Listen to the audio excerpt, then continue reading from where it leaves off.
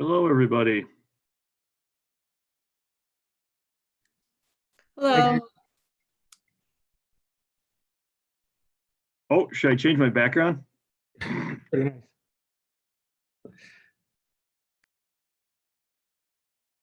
That's from one earlier today.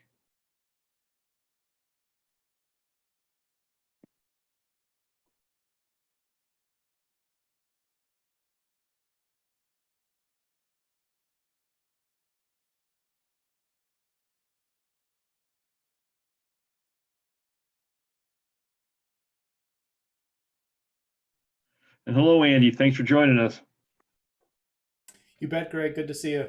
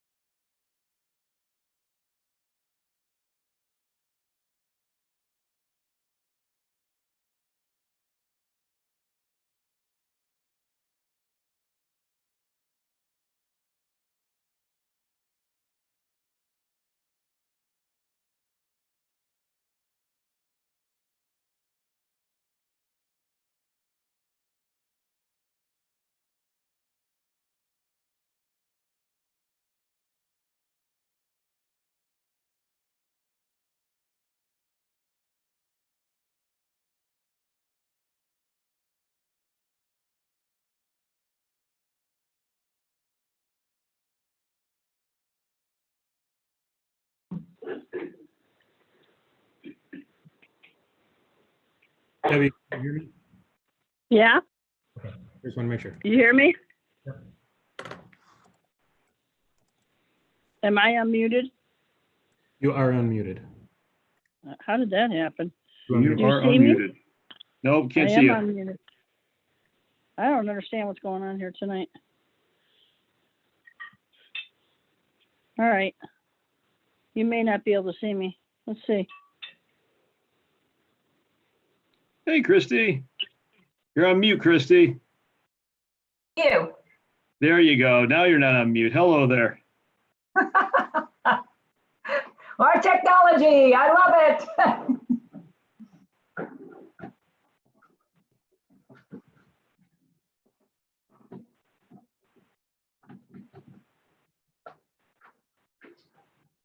Okay, Oh, we just lost Andy. Or not Andy. We just lost Debbie. Deb?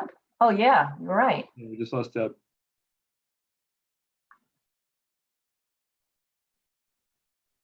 Okay, oh, forget it.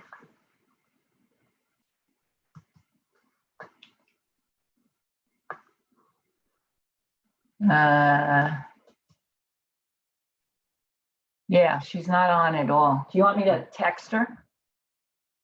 And the other 5 too. Yeah. Oh, yeah, where is everybody? I know Mary Anthony knows because we spoke. Yep. Yeah, I spoke to her too. No, I've actually talked to everybody, so everybody knows. How are you doing, Greg? Good?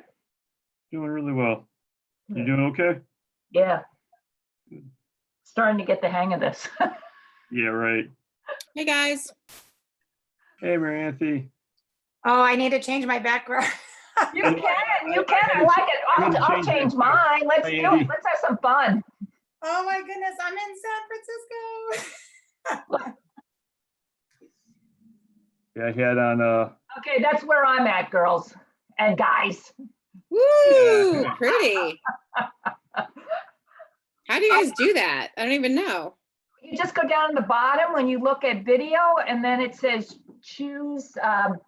Once you go to the video settings, you choose the background, and there's some defaults. Now, I also have one for my trip. Remember the bike trip I did? I have one of that too, but it's a little distracting. I'd rather dream of beaches now. Carol's on. Hey, Oh, Carol. Carol's on. Hi, Janet. We'll give another couple minutes and let everybody get on. Hey, Donna, where are you? Hi. You're on mute. There you are. Hi. Hi, Hi. Shannon. Hello, Hi, Shannon. Woo. Deb, is that you on? I'm on, but I'm not getting a picture this time. Yeah. Hi, Mary. Hi, Christy. Hi, everyone. I'm adding So up. 1, There 2, you are. 3, 1, 2, 3, 4, 5, 6. So No, we're it's- just waiting for John, right? John, right? Yeah. We'll give him another minute. If that's okay with everybody. Sure. Works. Andy, you're in the Makerspace again, huh? What? It's the place to be. The other Andy. I'm like, what? No, I'm not there. Oh, no. do you- he has the background of the Makerspace. Yep, Oh, I is see that what that is? Wow. Nice, Andy. Thanks for showing that off.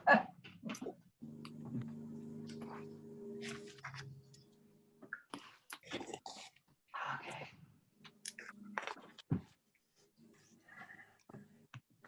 What? Skip this.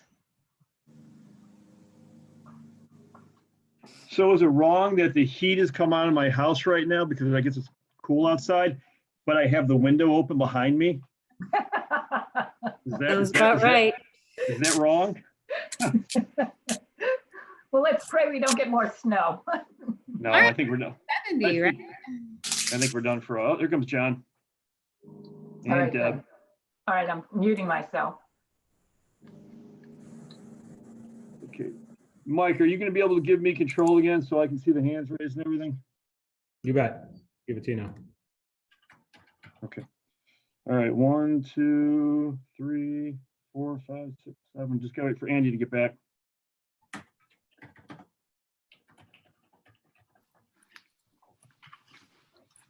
And there she is. Okay, everybody ready?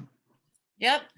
Okay, let's call to order the Board of Library Trustees meeting for Tuesday, April 21st, 2020. Can we have a roll call, please? Trustee Meadow, Here. trustee Rule, Here. trustee Smart, Here, trustee Suplet, Trustee Supplet. Oh, Oh. just lost. We lost him. I Okay. think we just lost him. Trustee Tangney, Here, Trustee Finopoulos, Here. President Zick. I am here. Should we give John a minute to see Yeah. if he gets back on? See if John can get back on. Yeah, just give him a minute here. In these days of technology, we have to be a little patient. Or does that even make sense, actually? Yeah. don't worry about it, Greg. If I'm looking over here a lot, it's because I got two monitors going. I actually have two computers going. There you Same. go, John. You good, John?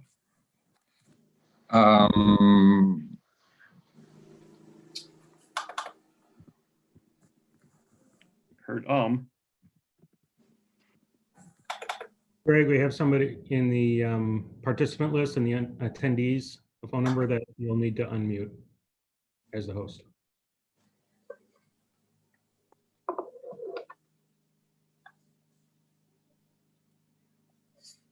Trying to unmute John. Okay. Okay, I'm gonna, John, we can hear you. all right, but I am freezing and it's because of bandwidth. Okay. All right. Well, let's just kind of keep going and see how you do. Okay. Okay. Let's move on here. We've got for public comment. We do have one public comment that came through. It's from a Margaret Caden, 715 West Burning Tree in Arlington Heights. Comment is, why can't we have drive-through or curbside service like many other libraries? See Park Ridge, for example. And there is a link to this, and I can send it to all the trustees. Would anybody like to take that one, or any further comments on that? No, I would only say not many libraries are not doing drive up. I don't know if Park Ridge is. I was just on a director's meeting with, I don't know, Mike, if you were there Monday, but she didn't say that they were doing drive up. So I would question that. Okay. Libraries are talking about it. They're talking about curbside services that don't have drive up, but they're not, they haven't instituted anything yet. We're All right. getting those same comments at Gale Board and Library too. Okay. People are asking, yeah, All right. No, it's a logical question too. absolutely. Absolutely. Okay. Anything else for public comment that we know of? Oh, I John. would just say if we Okay. could kind of look into it, just for our residents' perspective, to kind of gather a list. That's an easy survey that our library staff can do to kind of see if people are changing, especially with the governor later coming on, maybe later this week with a press, obviously he's gonna have a press conference. But the biggest thing is, I think it's due to obviously transmittal of trying to limit the exposure of COVID-19. So while we hear the resident loud and clear, we have to weigh the safety of both Okay. the residents and the employees.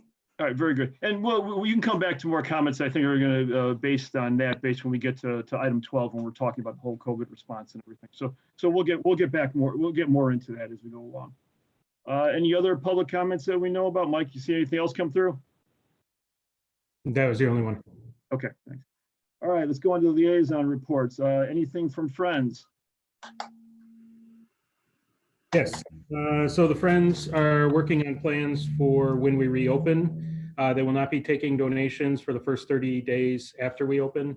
Then they'll be staging donations after that. They're considering offsite storage for materials, and they are not rescheduling their April sale. They are tentatively planning for their August sale, however. Okay, all right, very good. Let's move on to, how about the foundation? Anything from there? Yeah, they had their board meeting on April 16th, and according to Lori Harp, things are pretty status quo. The May fundraisers are canceled, and they have moved them.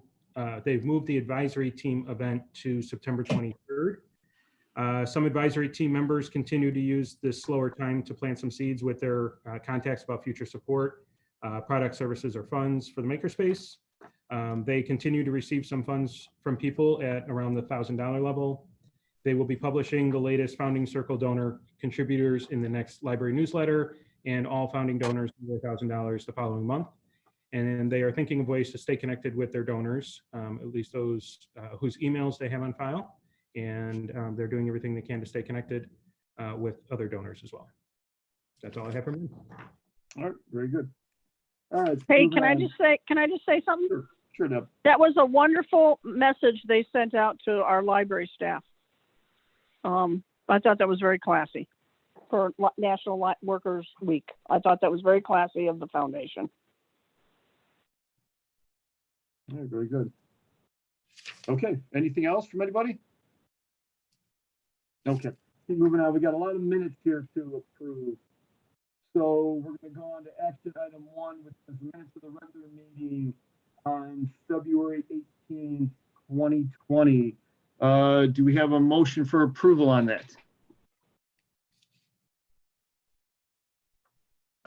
I so move, we approve the February minutes. Okay, do you have a second? I'll second. You know, I'm probably going to suggest for right now, probably all the trustees, why don't you take yourself off of mute? For all the trustees, it'd probably be a little bit easier to keep to keep this going. On this one, let me see. There we go. All right. Okay. Okay. Do we have any comment? Do we have any comments on that one? Okay. So all in favor, say aye. Aye. Aye. Okay. All right, let's move on to action item 2, which is minutes of the special meeting of the Board of Library Trustees on Friday, March 13th, 2020. Do we have a motion for approval on that? I move approval of the March minutes. Okay, do we have a second on that? Second. Second, okay. Any comments on that one? Okay, so no comments. So all in favor, please say aye. Aye. Aye. Opposed, nay. Okay, that passes. All right, moving on to action item 3, minutes of the special meeting, Board of Library Trustees for Tuesday, March 24th, 2020. Do we have a motion for approval of that? I so move. Okay, do we have a second? I second. Okay, any comments on that one? Okay, so all in favor, say aye. Aye. Aye. Opposed, nay. Aye. Okay, that one passes. All right, action item 4, minutes of the special meeting, Board of Library Trustees for Monday, April 6th, 2020. Do we have a motion for that one? I so move to approve the special board meeting in April 2020. Okay. Okay, great. Do we have a second? Second. I second. Okay. All in favor, say aye. Aye. Aye. Aye. Opposed, nay. Okay, that one passes. So I think we're done with the minutes for right now, aren't we? Okay. So now we are on to item 5, which is review of the financial report for the period ended February. Oops, sorry, guys. Just messed something up here. The financial period, February 29th, 2020. I'm going to ask Donna to report on the financial report and the check registers this month.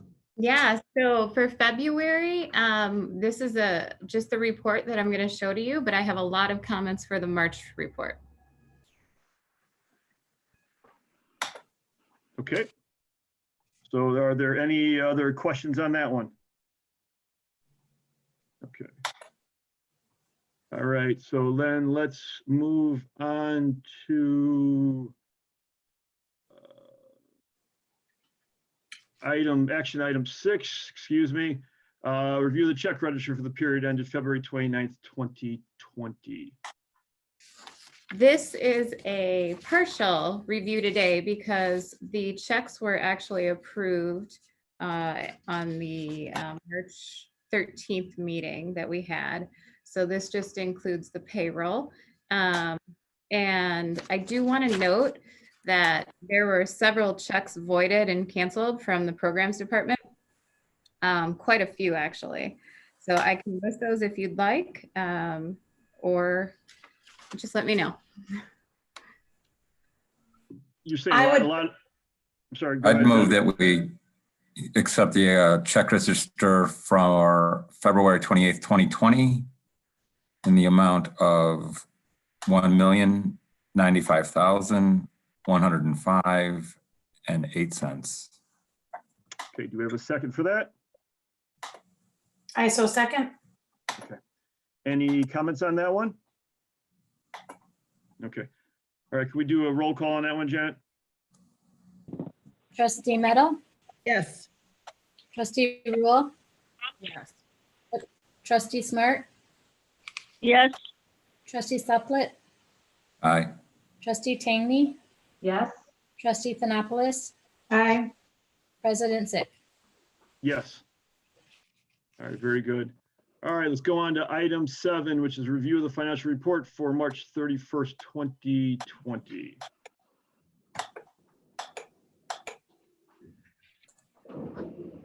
All right, so for the revenue report for March, we received $7,324,975.10 in real estate taxes as of March 31st. It's 51% of the total real estate budgeted for 2020. I want to mention, as of now, we're hearing from the Illinois Comptroller, the property taxes should not be affected in 2020. And we should expect to receive close to 100% of our budgeted tax revenue despite economy changes. And I'll keep you all in the loop if I receive any additional information that suggests we won't collect any of our full budget. Also, I want to let you know that I'm keeping a watch on it along with the finance representatives from the village. And we reach out to the comptroller's website and office as well. In addition, we received grant funding from District 214 SOS Read to Learn grant. We have not received a letter regarding our per capita budgeted grant for $60,000. We may need to consider this when looking forward at our grant revenue. Typically, we receive full grant amounts toward the end of the year, though, so November or December. There was a question about premium membership budget. It's $50,000 in here. This is the anticipated cash donation from the foundation, and we haven't received these at this time. Late charges, they're not on par with our budget, and the library's closure has a lot to do with this. We can expect 20 to 25% estimated drop in this budget line in 2020. Year to date, we've received $24,619.98 in interest income. The village actually disperses this amongst our 291, our operating fund, and our 491, our capital project fund. And it looks like there's a negative 8,000, but if you look at it between the two funds, we're doing well. So the director of finance at the village and I, we work closely to monitor our investments, and the majority of our fund balances or our investments are very low risk money market accounts. And while the market's volatile, our risk is extremely low. We're keeping an eye on investments too, and we'll manage it accordingly. Let's see, Friends of the Library provided $2,142.28 in March. And this contributed to Harry Potter Night, Dan and Raven Movie Club, transportation for our youth outreach, and interior landscaping. That's all I have. Okay, very good. Any more questions for Donna? I just wanted to bring up, and I don't know if now's the time, but Friends usually reimburse according to programs that they support and that they move. So if they're not meeting, I'm just wondering if we kind of should put it on our radar that we might see a reduction in those funds as well until they're able to meet and approve. And Yeah, we can definitely do that. and possibly, I don't know if we want to reach out and just find out if they are meeting like us via Zoom, are they still approving certain budgets, and would they continue supporting some programs that are rescheduled for the fall? So so they've already approved for the year what they are going to pay for. So it would just be a matter of receiving the cash from them.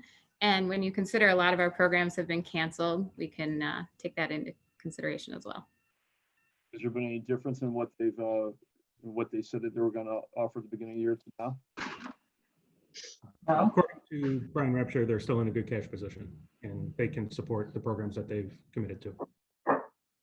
What if the programs don't happen? They don't reimburse us for that amount then.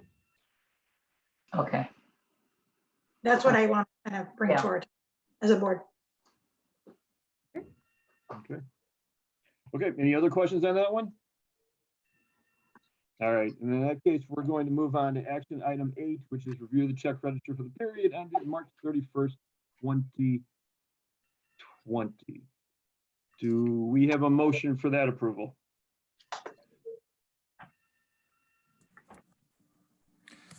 I would move that we pass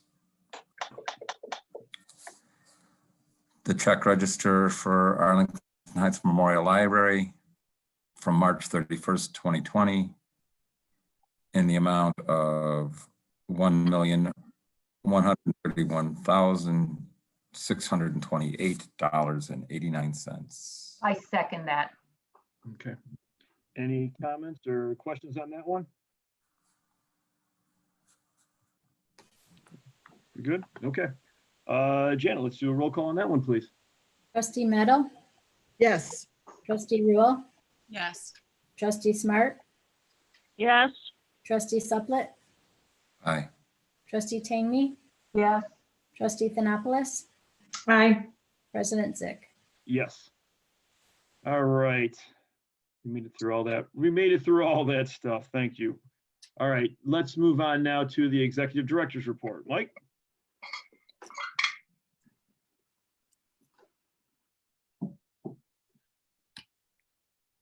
Sorry. Okay. Would you like me to share my screen to go through the director's report? That would be Would wonderful. love that. Yeah, we should do that. Then I don't have to look on the side. Perfect.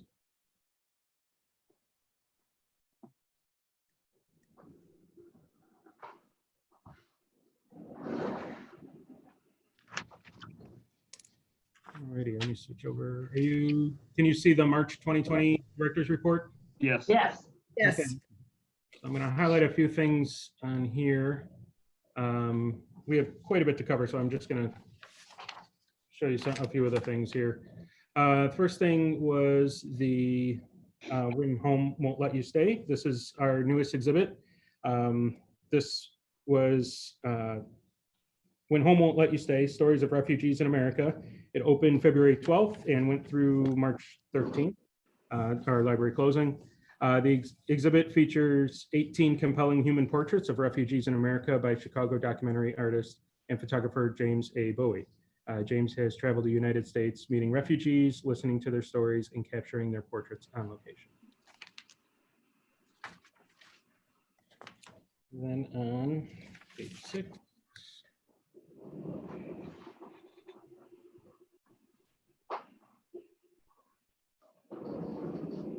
I want to mention the civics and voting events. So our info services supervisor, Elizabeth Ludeman, planned a suite of civics and voting events.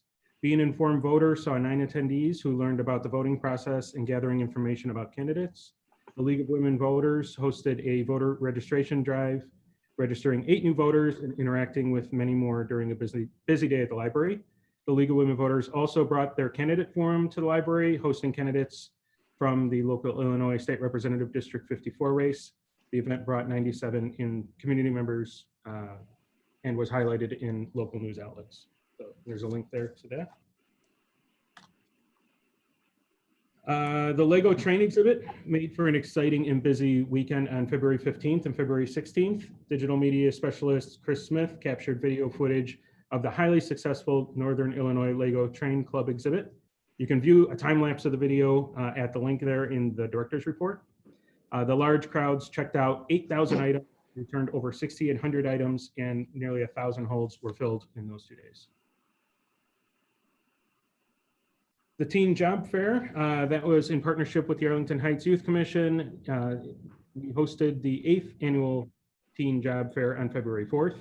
Our Teen Services Supervisor, Alice Sun, coordinated with 18 local businesses to host a table at the event, including AHML.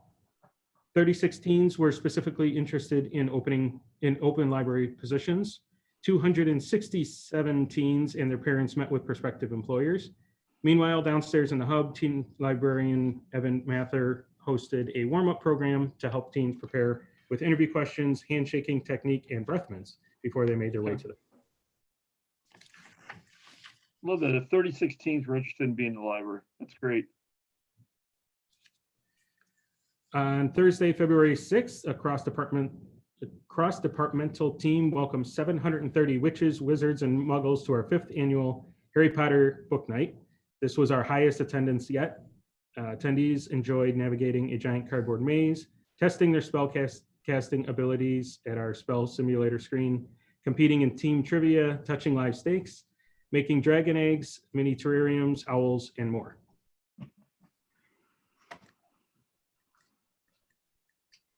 And under staff development, I want to mention that beginning this month, our business services advisor, Diane Malik, was appointed to co-chair 2 local committees.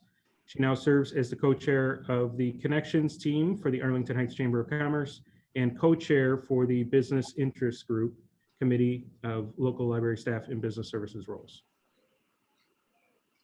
Our Digital Services Supervisor, Gregory Berger, and Digital Services Manager, Jack Bauer, attended the Training Homelessness 201, Deeper Understanding of People Experiencing Homelessness. This training explores the circumstances of people experiencing homelessness that fosters a more empathetic understanding and approach when helping these customers in the library.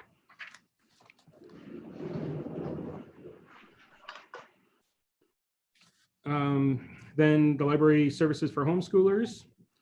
There's minimal research and information on how to serve homeschoolers in a public library setting. Based on her advocacy and experience serving homeschoolers, our Kids World librarian, Christine Caputo, was invited by the Association for Library Service to Children to teach an online course on this topic. She is also working on a book with the publisher Rowman and Littlefield titled Library Services to Homeschoolers. The Public Library Association, or the PLA conference, was held in Nashville this year. We had 16 staff members and 1 trustee attending. At this conference, this conference is specific to public libraries. There were many exciting ideas for increasing library efficiencies, services, and community outreach. On February 20th, the Curating and Exhibitions Interest Group hosted its first virtual meetup with the topic, How to Create Digital Exhibitions with Library Collections and Archives. This was moderated by our exhibits coordinator, Carol Najee. 3 panelists were featured in the event. The meetup provided examples of digital exhibits that were developed by the Chicago Collections Consortium and the Illinois State Library. 54 attendees participated in the event, and the conversation was recorded and made available online. That was all I had from the March report. I'll move on to the April director's report unless anyone has any specific questions about that one. Okay. For April, we had a little bit more going on. So again, I'm gonna just highlight a few of the major things in here. The first thing is the kickoff of the One Book, One Village Community Vote and Outreach. This is our 7th annual One Book, One Village Community Read Initiative. This was launched February 28th with the invitation to participate in the library's 2nd OBOB community vote through March 31st.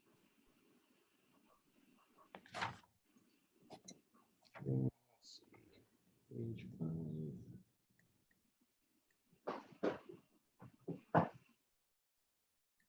Wanted to mention our STEM Expo. So the library hosted its first STEM Expo on Sunday, March 8th, including science, engineering, and mathematics. Staff from digital services, programs, and exhibits and youth services, along with adult and teen volunteers, offered various stations featuring robotics, 3D printing, a studio showcase, a math escape room, an automaton craft project, a green screen, circuitry, engineering, spaghetti towers, and soldering. Argonne National Laboratory, Fermilab, Chicago Women in STEM Initiative, District 214 Wild Sting Robotics Team, Thomas Middle School 3D RD class and Northwest Suburban Astronomers Club provided presentations and activities for participants. The event saw 420 participants of all ages over 3 hours. Then on March 12th, to support the 2020 census, Digital Services Manager Jack Bauer worked with IT and graphics to install a dedicated census station for customers to complete the survey. Privacy, the station has a privacy screen and taller barriers, and the computer resets after 10 minutes of inactivity. Due to the coronavirus closure, due to the coronavirus, the deadline for the census has been extended to August 14th. So that will remain up through August 14th. Then I wanted to touch on some of the things that we've been doing since the closure. So our online library card registration, this was a initiative that a few departments, including information technology and circulation, planned, organized, tested, and communicated and implemented. This is an online library card registration program. As of when this report was made, 149 new library cards had been issued through the end of that month. We have 61,562 Arlington Heights residents holding library cards. That's an increase of 7.4 over last year and represents 82% of the community, which is, I think, very successful. Our digital services librarian, Bill Pardue, our digital services manager, Jack Bauer, our collection services supervisor, Violet Jaffe, and our collection services manager, Lisa Bobbis, increased the borrowing limits for video streaming platform Canopy from 10 to 15 items per month, and ebook, audiobook, and video streaming platforms for Hoopla from 10 to 25 in response to customer need. And so that is, of course, in response to our closure. Hey, Mike, just on that one, I was just always wondering, when I read that, do we know what percentage of people actually get up to that limit or we're getting up to that 10? Shannon, do you know that one off the top of your head? Yes, we do know who hits their limits right now. Once we increase Hoopla to 25, it's still pretty low. So, But, sorry. no, go ahead, Chrissy. I just wanted to know, is there any kind of training video or a way to make people aware of some of these things? Like I use Hoopla, but I do not use Canopy. And I'm just wondering, sometimes I think we have to bring people to the website by either emailing them or something, some communication. And I know we can't do paper anymore, but is there some way we can bring people to the website so they can see all these wonderful collections we have?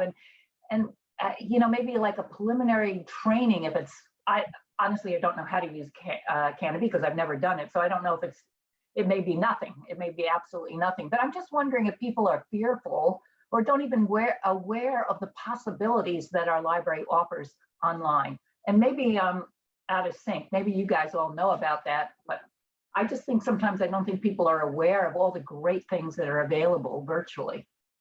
We are doing that. We've kind of redesigned the website pages to bring people to those portals, and we've done quite a few constant contact emails to all of our card holders talking about the virtual library. And so you can see that people are finding out about it and usage is going up. So it is a process of retraining our users from the physical library to the digital library. Yeah, yeah. Sure. And I'll add to that, if you go to our ebooks and downloads page under the borrow webpage of our website, right, each of these platforms has information on how to use them, and some of them include video. Well, thank you, Shannon. I appreciate that. And I'm just curious, does that increase our cost going from 10 to 25, or is it just it gets us up to our threshold that much quicker? It will increase our costs currently, but then we'll adjust the budget towards the end of the year. And I have been notified that right now, the percentage of those who are hitting their limits are under 5%. At the 25. Well, it's a small percentage, but most are just checking out about 5 items at a time. And Canopy is 15 and Hoopla is 25. So Shannon and Mary, can you just tell me, when did you upgrade the website? So, because it really does look beautiful. Thank you for letting me know. But when did it change? Did I just miss it? I'm sorry. I think it's been changing and it's continuing to change. I think the first thing we did was get the online library card up there. And then we started just creating pages to host different types of content that staff was creating. They're creating videos, they're creating, virtual book discussions. Thank you. I want to promote, so I'm grateful for the info. Thank you. Thank you. We've made some pretty significant changes to the design of the homepage since the close to adjust. That's great. That's great. Exactly the things. It looks beautiful. I have to say, it looks gorgeous. Good to hear. Okay, any other questions so far? Can I ask just one want more? to say too, and this is Mary Anthony for Christy. I have not been on this either, so this is fabulous, but there's something called virtual appointments. And I wanted to see if maybe staff could talk about that for people that need a 30-minute, is it like a tutorial? Or if they need help, they can do so. So I just, for all the residents who are listening in, they are able to, it looks like, to get a 30-minute virtual appointment with one of our tech advisors for in-depth questions. That's great. I can speak to that. That's in our digital services department. And yes, customers can request a virtual appointment through a virtual platform, and they will help navigate downloading ebooks if they're having problems with their iPad. So yes, it'll be actually like a show and tell, which for many of our customers is a lot easier than an email response. And Shannon, I don't know if this is a question for you, but could people borrow e-readers at this point? Or are we thinking about it as we transition to opening our doors? I didn't know if that was even an option for some of our public who might not have an e-reader. Yes, when we open the doors again, we would be able to circulate e-readers. Great. Mike, can I ask you one more question before you go on? The One Book, One Village, we extended that to allow more voting to occur, but how many votes actually happened and how did it compare with last year? I can answer that one as well.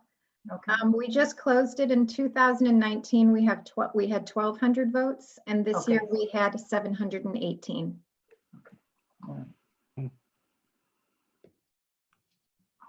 Probably because of COVID, right? Probably. Well, you'd think they'd be able to get on more now. Maybe you're right. Okay. Interesting. Okay. Okay, any other questions before I move on? Okay, I just want to talk a little bit about the virtual programming. So upon the decision to cancel our in-person programming beginning March 12th, our programs and exhibit staff quickly launched into action to begin coordinating the first mass cancellation the library has known. So this is quite a process to cancel the programming.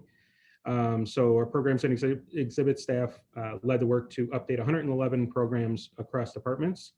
Once the building closure was announced, the programs and exhibit staff were ready to create a strategy to meet residents where they are online with programs which offer the same high quality our customers have come to rely on in person. And so this is really a testament to a number of departments working together on this: communications and marketing, programs, Kids World, or I'm sorry, youth services, coming together to kind of pivot how we're doing our programming from in-person to online. So that there's a lot of work behind the scenes that goes into that. And so I want to say thank you to those departments for doing that.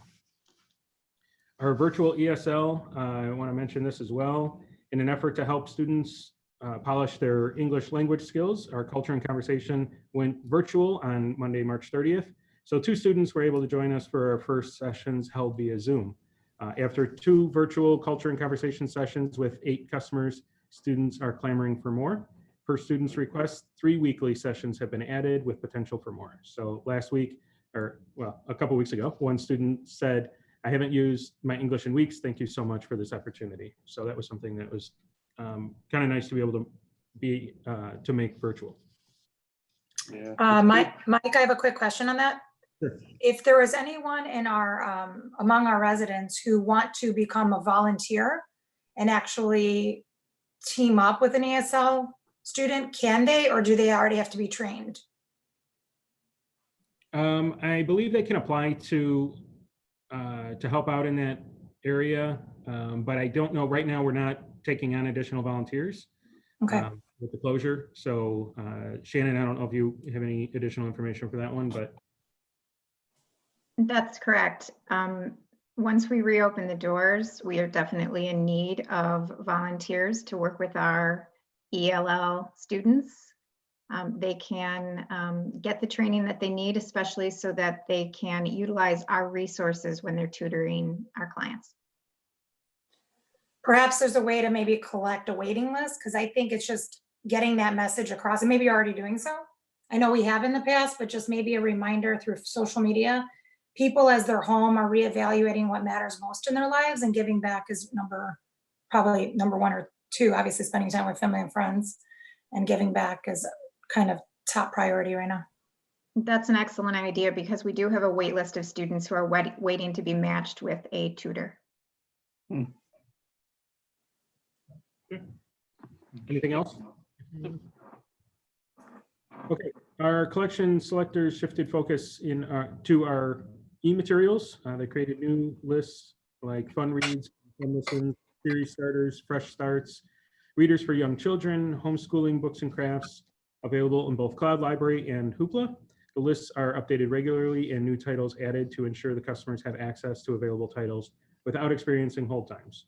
Additional copies of in-demand titles have been purchased to reduce the hold ratios for e-content. In addition, they continue to order physical items and purchase suggestions in anticipation of reopening to meet the demand for popular titles when that time comes.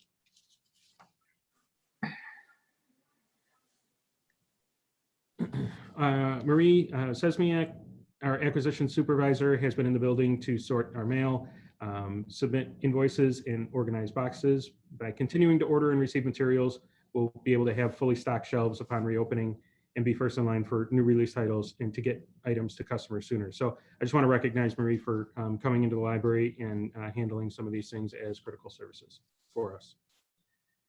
Let's see. Then I want to mention the info services supervisor, Elizabeth Ludeman, worked with her team of librarians, Barb Powers, Allison Lowry, Rebecca Thornton, as well as business services advisor, Diane Malik, to compile essential information for community members and specialized topics. Working with communications and marketing and IT staff, a set of pages created for topics around unemployment, small business, finance, financial assistance, community resources, and job seekers have been added to the library's website. In addition, curated information on disaster resources and crisis response is also listed. Staff are working to feature these resources in a local paper in an effort to reach an audience without internet access. So that is part of some of the things that you've seen change on the website, promoting some of these pages that we have been able to create in response to the crisis. Another element that we have online, so our youth outreach librarian, Emily Leffler, created 3 videos for the library's YouTube channel. She book talk titles available through Hoopla that would be good for ranges 2nd to 4th grade, 4th to 7th grade, and 7th to 10th grade. Our tween librarian, Carrie Bailey, developed a new virtual program called Tween Tuesdays. Viewers follow along with projects in real time. The programs are archived so customers can continue to access them and complete the activities beyond the live program. One parent shared this comment: "I just wanted to say how cute this tween cooking project was. My girls loved it. Thank you for thinking of this age over break. Tough to keep occupied and off an iPad."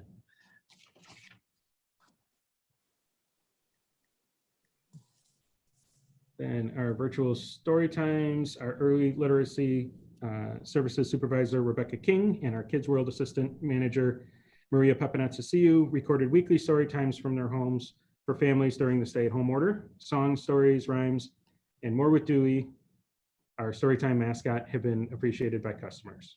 So a quote from a customer: "Thank you, Miss Rebecca. Today my son got to enjoy Storytime with Miss Rebecca from our home via her YouTube channel Storytime video, and it made his whole day.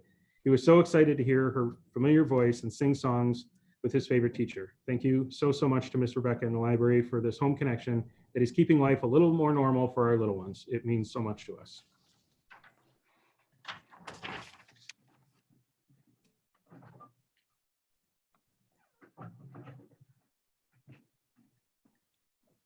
Let's see. I want to mention what we're doing with the printing. So our digital services department is using its 3D printing resources to combat COVID-19 by printing personal protective equipment for local medical organizations. Our Makerspace branch assistant manager, Chris Kruger, gauged community need and the possibilities for how the library could help. The library lent digital services substitute Donna Redlitz and her 11-year-old son, Vince, a Dremel 3D printer and filament to increase the output of face shield pieces Vince was already printing for donation. They printed over 100 face shields for their Arlington Heights neighbors working at area health care centers such as Northwest Community Hospital, Evanston Hospital, and Mount Sinai Hospital. You can view a article in the Daily Herald. There's a link to it there about this. I could ask a question on that, Mike. Yes. I can understand why we would use the services for our Northwest Community Hospital. How was it that we used our resources for Evanston and Mount Sinai? We were just trying to create the personal protective equipment for anybody that could benefit from it. There was limited need at Northwest Community, and these were connections that this gentleman Vince already had, and so we chipped in to help him out. So he has a neighbor that works at Mount Sinai and had that connection. I know a lot of the skilled nursing facilities could use this as well. Great. We would love those connections. We're actually looking at ramping this up more with executing our purchase from Dremel for additional printers, and we're looking for local sources that may need this or no local need to help fill those needs with some of these. Thank you. Thank you. John, did you mention, I couldn't hear you, was it, who could use them locally? Skilled nursing facilities, you know. Yeah, that's what I was thinking. You went in and out. Thank you. Yes, I echo. Spotted. Yeah, I echo that and wholeheartedly. Great. And our staff have been reaching out to different areas to see where, we could fill the need with these. And so if you have some contacts that we could utilize, please pass them along. Well, as a former nursing home administrator, I would just recommend you call them, the nursing home administrators at the various facilities, whether it's, there's a dozen of them. Okay. That you'll find them to be pretty receptive. Excellent. All right. Okay. Just a little bit more on that. So I want to mention that some of the things that we're doing in our Senior and Accessible Services Department. We've had multiple current event sessions hosted by our Senior and Accessible Services Manager, Mary Jo Lipo, to get facilitators and participants familiar with using Zoom teleconferencing to continue their weekly current events group. The current events group has been meeting for more than 30 years. So she wants to keep that rolling. This very valuable format will encourage this vulnerable population to further social isolate while still staying active in their library consumption, as well as teaching them concepts to aid in staying in touch with friends and family while social isolating during the pandemic. I also want to mention the Pen Pal program. Our Senior and Accessible Services staff created a Pen Pal program and shared with 2 partner senior living communities. Shannon, do you want to talk about this a little bit? I think this is kind of a cool program, and I think you have some good info on it. Sure, this was a terrific idea to keep in contact with some of our most isolated customers. And the Pen Pal program started small. I have my own Pen Pal, in fact, at one of our healthcare sites. And what our staff are doing are committing to regularly write letters that are sent electronically to the healthcare sites and then delivered to the residents. It's been a wonderful program. We've had a lot of interest, not only from the healthcare sites, but also from the staff who are writing the letters. And the plan is to expand this going forward. Thank you. Okay, and then since March 16th, our Senior and Accessible Services staff have made 92 calls to homebound residents in their program. They provided readers advisory to customers and have answered approximately 20 in-depth questions ranging from cloud library issues and library card issues to providing scripture, phone numbers, obituaries, newspaper articles, and other reference materials over the phone. Shannon, do you want to say anything else about that, about how they're reaching out? Yeah, this is like the pen pal. This has been an incredibly important service to some of our most isolated customers, and the staff are often the only contact that some of these residents have. And sometimes it's just a friendly voice on the other end of the telephone. Okay, then our chat service for the month of March was the highest on record. There were 760 chats this month, which is a 66% increase from March last year, and 458 chats. During the library's closure in March, multiple staff, including info services supervisor Elizabeth Ruderman, info services librarians Allison Lowry, Barb Powers, Becky Thornton, genealogy and local history librarian Jamie Middendorf, our deputy director Shannon Distel, our youth services manager Trixie Dantis, our digital services supervisor Gregory Berger, and digital services librarian Bill Pardue covered chat and email shifts.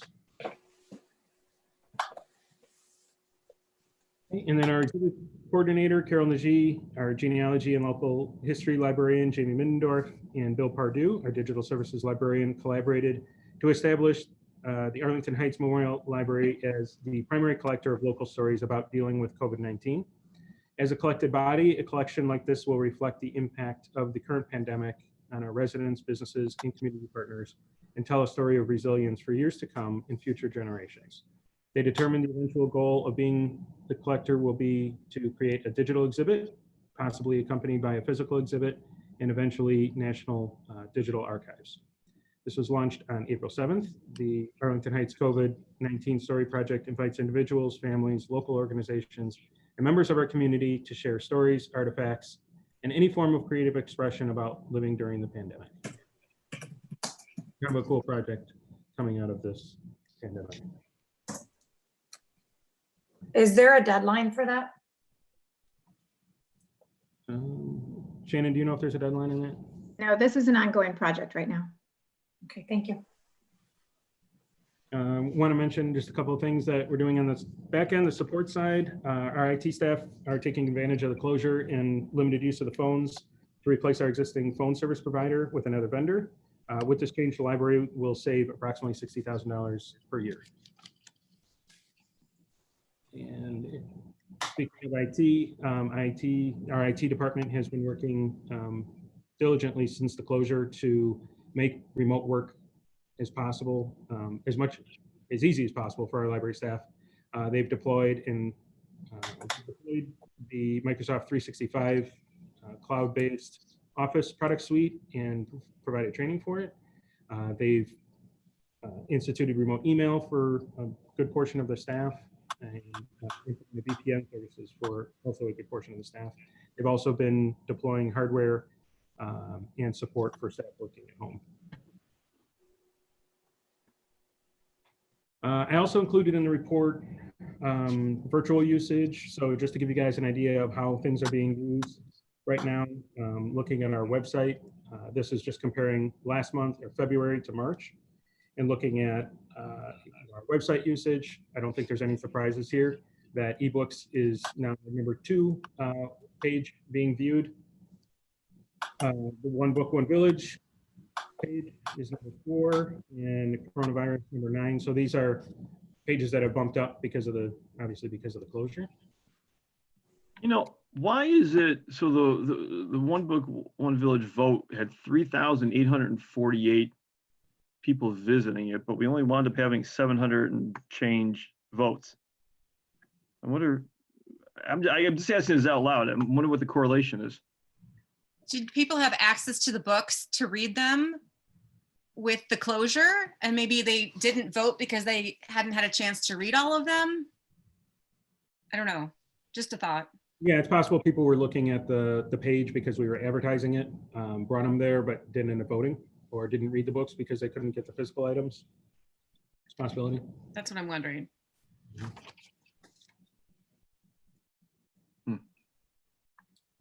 It's going to be interesting to see what those numbers all look like in April, obviously, and then this, you know, the next ones you have there, the e-resource usage. You can really see the rise in March. Yeah, so significant jumps with ebooks. Even Acorn Video is up significantly.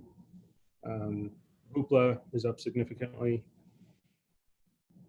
Canopy, RB Digital, almost everything across the board, e-resources. Again, I don't think is a surprise, but just wanted to show you guys the numbers and kind of what we're seeing as far as usage goes. And then social media engagement. It's going to ask Mary to speak to this a little bit, but really what I'm highlighting here is if you look at the engagement, that's really where we're seeing significant increases on Facebook and Twitter, on Instagram. And then our constant contact, the email services, we've sent a significant number of emails as compared to previous months, with our open rate is extremely high, 45%, which Yeah, that's, Yeah, your open rate's off the charts. yeah, that is definitely. so this just tells the story that we are getting very good engagement from our community online. So Mary, do you want to add to that or anything you want to say specifically about this? Just that, I mean, I'll take any questions you guys have on the numbers, but with the shares and the retweets and the engagement, it just means that our content is really valuable, which is a testament to all of our staff getting some good information out there. Our followers continue to grow on every channel. And for constant contact, so 95% of our messaging is opt-in, which means that people select the news types that they want to receive. And then they can change it as time passes. We do message all card holders for closure notifications and have been encouraging them to subscribe to news that they're interested in. So that number is growing. We got almost 1,000 new interest-based subscribers in the last month, and we'll continue to message that. And so one of our goals is to convert those card holder notification only users, email users, to some of the interest-based lists. And we think that we get really good open rates because those lists are targeted to exactly the type of information that people want to receive. Sure. Yeah, it's always good. You know, I was wondering on the social media engagement. I mean, it's when I saw there was 56 posts in March, more than double that we had in February. It felt like it was more. I'm seeing things there constantly, which is great. But there's 859 Instagram posts. Or So that's a cumulative number, Greg. They don't have as good of statistics in our reporting features as Facebook and Twitter. And this is something that we've known all the time, but we've just started to document the cumulative views. So you'll see for January and March, it says not available, but that 859 is cumulative over time. They will. So how many people viewed it on Instagram total? No, that's the number of posts that we've created over time on Instagram. The followers are the I see. people, the impressions are the people who are looking at it. So you can see that more than doubled, and the reach more than doubled this last month too. Right. Well, it's the way of the world right now. That's 859. That's a lot, even if it's just cumulative. That's great. Yeah, YouTube, I think we'll see a big jump in that. That's a channel we really hadn't promoted or used more than a few times a year, but now we are creating videos left and right. Staff are becoming experts at delivering library programs and services through video. And the great thing about having them on YouTube is that we can, the content then becomes on demand. So if mom and daughter can't attend story time at 10 o'clock in the morning, they can view it maybe at 5 o'clock at night when mom's making dinner, and watch it as many times as they like and go back and see the whole series. So we really like that on-demand feature. Mary, this is Mary Ampey. I was kind of curious, only because I don't know if I checked the right things. I'm on your e-newsletter sign up. In order to get the overall e-newsletter, what do people need to click? The most information will come if you click the all programs link. Got it. Okay. And you can always change. So if someone has a small child and then, 4 years later wants to change that specific program announcement that they get, they can do that automatically. That's wonderful. Yeah. I don't know if you've pushed this lately, but I would repeat this only because, Mhm. you know, people will share it just because an exact link to where they sign up and saying what you just said, like if you check, Right. because it can be a little overwhelming. There's a lot to check. We do so much. I know there is, but I think because we target it just to your interests, that's why we get those good open rates, because it's just the news that you want to receive. Mhm. We'll continue to promote that. Perfect. Wonderful job. Yep. Thank you. Thank you. Any other questions about social media or the online stuff before we move on? No, and Thanks for providing that data.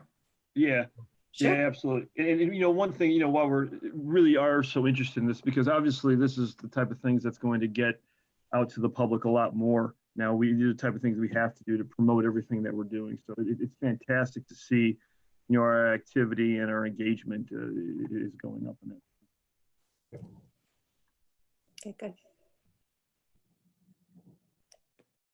Okay, normally I would go through the staff development, but this month it's pretty extensive, so I'm going to skip through that. I encourage you guys to kind of read what our staff have been doing as far as staff development goes, but there's a pretty significant amount there. Yep.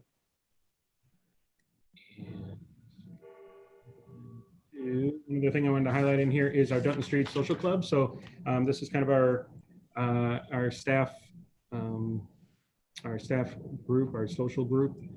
They've created a private Facebook group to kind of help connect staff in this time where, you know, our staff are at home and not able to connect with one another. So this has been a great opportunity for them to share videos, stories, or all kinds of things that that they may find, you know, to help keep that social connection that they're used to. So thank you to the Dutton Street Social Club for picking up and coming up with that great idea. And then I did also include, I know these numbers probably seem out of whack this month, they are, but I did include them because I think it's important to look at the relationship of, if you look at our total visits, now we were closed a little over half of this month. And if you look at our total visits, it's down 63%, no surprise. But if you look at circulation, it's down 44%. So we had a huge run on items the day before we closed. It was kind of a madhouse here, and people were just grabbing whatever they could and checking out. So, and it shows in the numbers. That's a pretty significant difference when you compare to the total visits. Typically, those two things run pretty close. In the adult circulation by format and the children's circulation by format, this no surprise, seeing the downloadable circulation at 33%. Typically, these run around 15%. The month previous to this, they were at 16%. So, you know, we're doubling that essentially for this month. Again, no surprise, but I just want to point out the numbers and how these things are relative to the disclosure. Again, toward the bottom there, the questions and technology usage, all, you know, still hovering in at 60%, but you look at chat sessions, again, 66% up. People are using the library through the chat. Website visits down 2.5%, but we were closed half the month. So all those visits from from inside the library are not being counted. So that's still very good usage of the website, external only. Hey, Mike, I don't know if I ever paid attention to this before. Is the downloadable circulation included in the total circulation? Yes, that should be included in there. It is, because obviously the total circulation is the sum, right, of the adult, teen, and children's circulation, which it's sum of all of the formats. It's everything that we circulate. And so those but we know who's downloading things because of their library card and whether they're an adult, teen, or child. Well, yeah, we pull stats on all different, in all different ways. So we know based on a number of different factors, what, where the item is coming from. Like if it's a children's book, then we know that's, you know, it's going to be a children's side. The ebook then would be something, say, from Hoopla or, you know, downloadable. So we get stats separately from those services as opposed to our own circulation system. So if we take out that 29 of the downloadable, does that mean then, I mean, I know you have to do both. So it's 9,000 more. Would that drop that 44% if we take that 9,000 more that we got for March over March for downloadables? Take that out of the total, so it would drop that 44% of what all those people brought, the visits that we had? Probably, yeah. Right. Yeah. So that might bring it actually a little bit more in line. Okay. Because our ebook, our electronic resource circulation is that much higher as well. Yeah, good point. Okay, thanks. Yep. Any other questions about the director's report? Okay, I'm going to stop sharing. I'll send it back to you, Wade. All right. All right, we are on to old business now. We are on to action item 9, the Makerspace project update. Okay, so we kept this on the agenda. This was a topic that we were discussing before the closure. Wanted to provide you guys with an updated budget based on our last conversation at the board meeting. And Andy and Natalie from Williams Architects are here to answer any questions that you guys have. Well,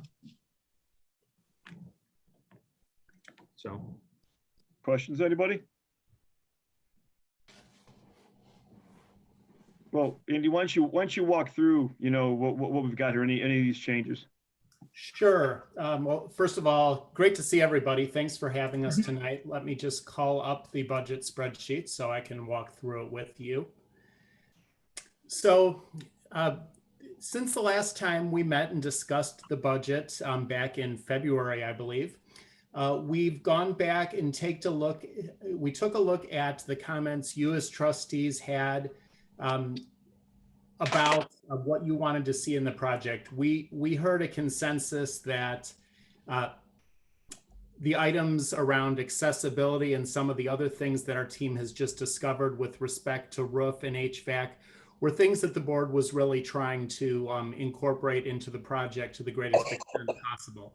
So what this budget has done is compared in in 6 different columns, various scenarios, and the column marked 5 is what staff and our firm is recommending based on adding those minimal items to enhance accessibility, part of which would be offset by the state grant, address some of the infrastructure things that we've learned since we were engaged for the project, and just some other things that were deemed important as we've gone through this process to date. So we've really tried as hard as we possibly could to stay as close to the original budget otherwise. And we've developed a bottom line with project management, with architectural fees of about $874,000 for the total project, which includes the $200,000 in grant and other funding. So that's where our current project budget is. We've also incorporated a series of potential alternates for discussion that are things that could be added to the project if we had positive bid results. We talked about that last time we got together, so wanted to throw those out there for discussion purposes. So that's where we're really at. We're looking for some consensus, any questions you have. Our goal has always been to move the roofing and HVAC portions of the project forward as soon as we possibly can. We are very close to being able to get that out to bid, but we wanted to present this information in totality tonight, answer your questions, and see what your consensus is as a board before we move further. I think we're at a point where we've looked at a number of alternatives. We can certainly answer questions and discuss alternatives and continue to look at those for you.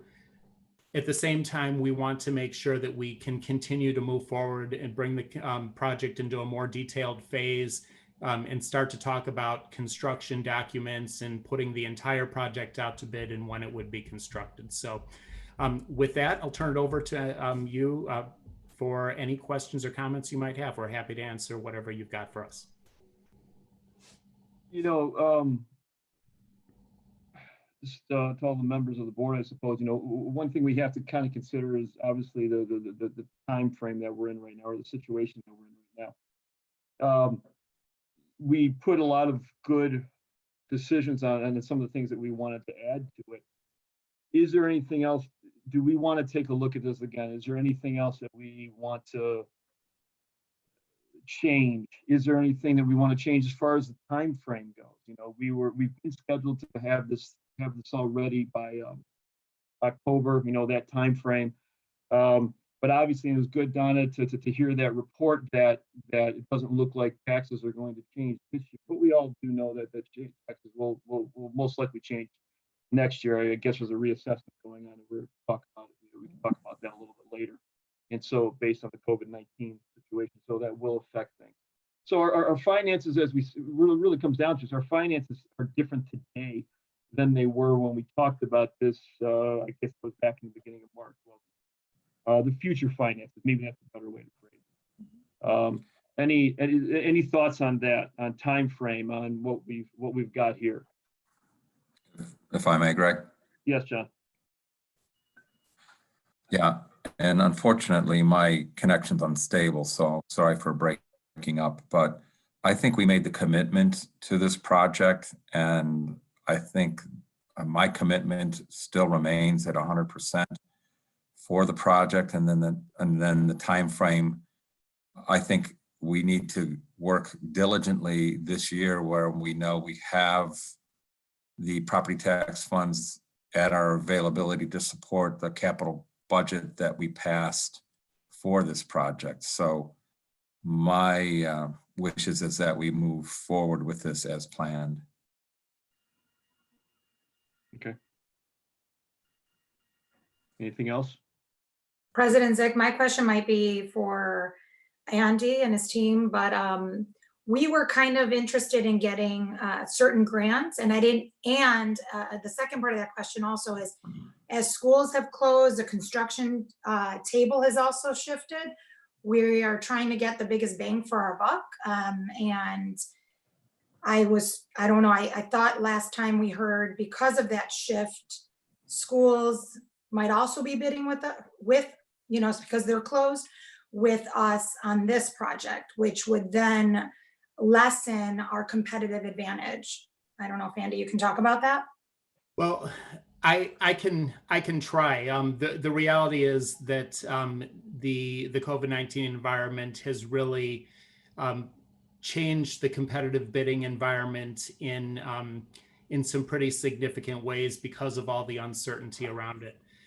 What I can say, though, is that all of the projects that you're probably looking at the most competition in terms of bidders for have been on contractors' books for quite some time.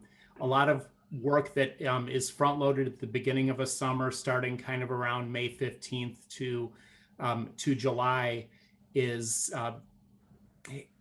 has been bid and awarded for several months now. So that's it's been planned. The contracts have been signed. It's going forward. I think what we have actually started to see is that we've got our construction partners, contractors who work with us, starting to reach out to us to find out what we've got moving forward. And when that happens, that usually tells us that people are looking for things to do. And when people are looking for things to do, that usually results in positive bids. What I can say is that we have not seen any slowdown on our construction projects yet as a firm in Illinois. We have a couple projects we're working on in Michigan where the state has closed down construction sites, but everything we're working on in the area is continuing to move forward. The contractors are social distancing.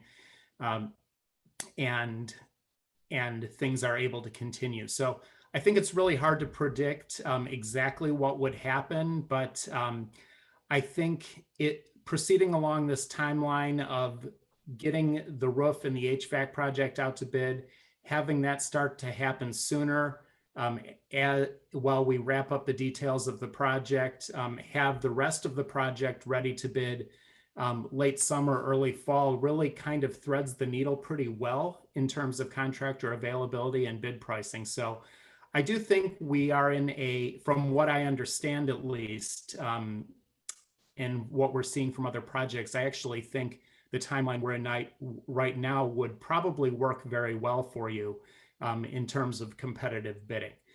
There are always some uncertainties in this kind of environment with respect to lead times for materials. The good news is that we're out in front of that right now because none of the interior materials have been absolutely finalized. We're able to ask those questions. This isn't that big of a project in terms of material quantities, so we are most likely able to design to what we'll be able to get, so we can minimize any potential delays. So, hope that helps. Does that answer your question, Marianthe? Absolutely. I've also read that construction costs might be going up later. So I think once we get those contracts signed, I'm actually kind of moving towards that might be, after hearing your feedback, I'm much more positive and kind of moving along. This is a commitment to our community. But can you answer too, are we getting any ADA grants or? The state library's grant review meeting was originally scheduled for March. It was postponed till this month and then postponed again. We did have some feedback. We do know that there are only 4 other libraries, I believe, who have applied for the accessibility grant. And because those are priority funded, there is a very, very high likelihood that that Arlington Heights would win that $50,000. The other 2 funding sources, I believe, are from the foundation and from the Illinois capital project funds. And I don't know as much about those sources, but the grant for accessibility, from what we are hearing right now, is stable. I've never seen, even through the recessions 10 years ago, that particular grant not be funded by the state. So it's hard to say anything's a sure thing, but we found that one to be pretty reliable in the past. Thank you. Very good. Any other questions, comments from any other trustees? Anybody? Just a small comment, and this is very minor. It pertains to the spreadsheet and the manager's recommendations. If you look at the spreadsheet, Andy, line 27, acoustic ceilings, and then 52 plumbing, I would support the manager's recommendations for both of those. Okay. Acoustic ceilings. And what was the other one you said, John? 52, the plumbing. Oh, the 52, the plumbing. What was the comment on that one again? 60. Okay. Okay. There were both relatively minor items, but I think the plan would be to continue to develop the documents, continue to use the board informed. I think once we have a consensus on the project budget, that really sort of opens the floodgates, so to speak, for us to develop the project further, start to develop some renderings, so you can see some imagery that looks a little bit more real and gives you some more to respond to and give us feedback on. So it's more than just a plan with rectangles and boxes representing what goes where. It's going to become real. So we've already started on a little bit of that. Don't have anything concrete ready to show, but I think certainly by next month's board meeting and maybe even by committee of the whole in a couple of weeks, I think we'd have some more to share. So I think we're going to definitely have the opportunity to explore more details. We would expect to do that with you. We're really kind of in an inflection point in the project life cycle where we're looking for some consensus to keep moving along this path to make sure that we don't inadvertently go too far forward and then take some steps back. Okay, so I'm not hearing anything from anybody that they want to put off this or they don't want to go forward with this. I think the one thing that my personal opinion is that we have to pay attention to is if we go ahead and approve this motion as is, we're going to have to, though, be conscious and cognizant of the fact, you know, as the next months come, and there's a lot of unknown, you know, exactly. You know, Andy, you said unknown, there's a lot of unknown, but Mary Anthony, you also said it too. This is something that we've told this community we're going to do. And to a certain degree, I think in this time frame, and this what we're going through, it's important that we actually do things like this to help out the community. I do believe that this is a help to the community, what we're going to be offering there. But as far as what goes on as we move forward, I'm probably thinking more time frame than anything. I think we just have to be, you know, conscious of that we may have to make some different decisions, and there will be some flexibility as we move closer. And it'll obviously, as we go out to bid and we get more of these actual bids in here, it'll tell us a lot more about what we need to do. So that's my thought. Yeah, absolutely. It's a very, it's always a fluid situation because you're reliant on public bids and even the best estimates. You know, it's never like The Price is Right where you win both showcases if you get within $250.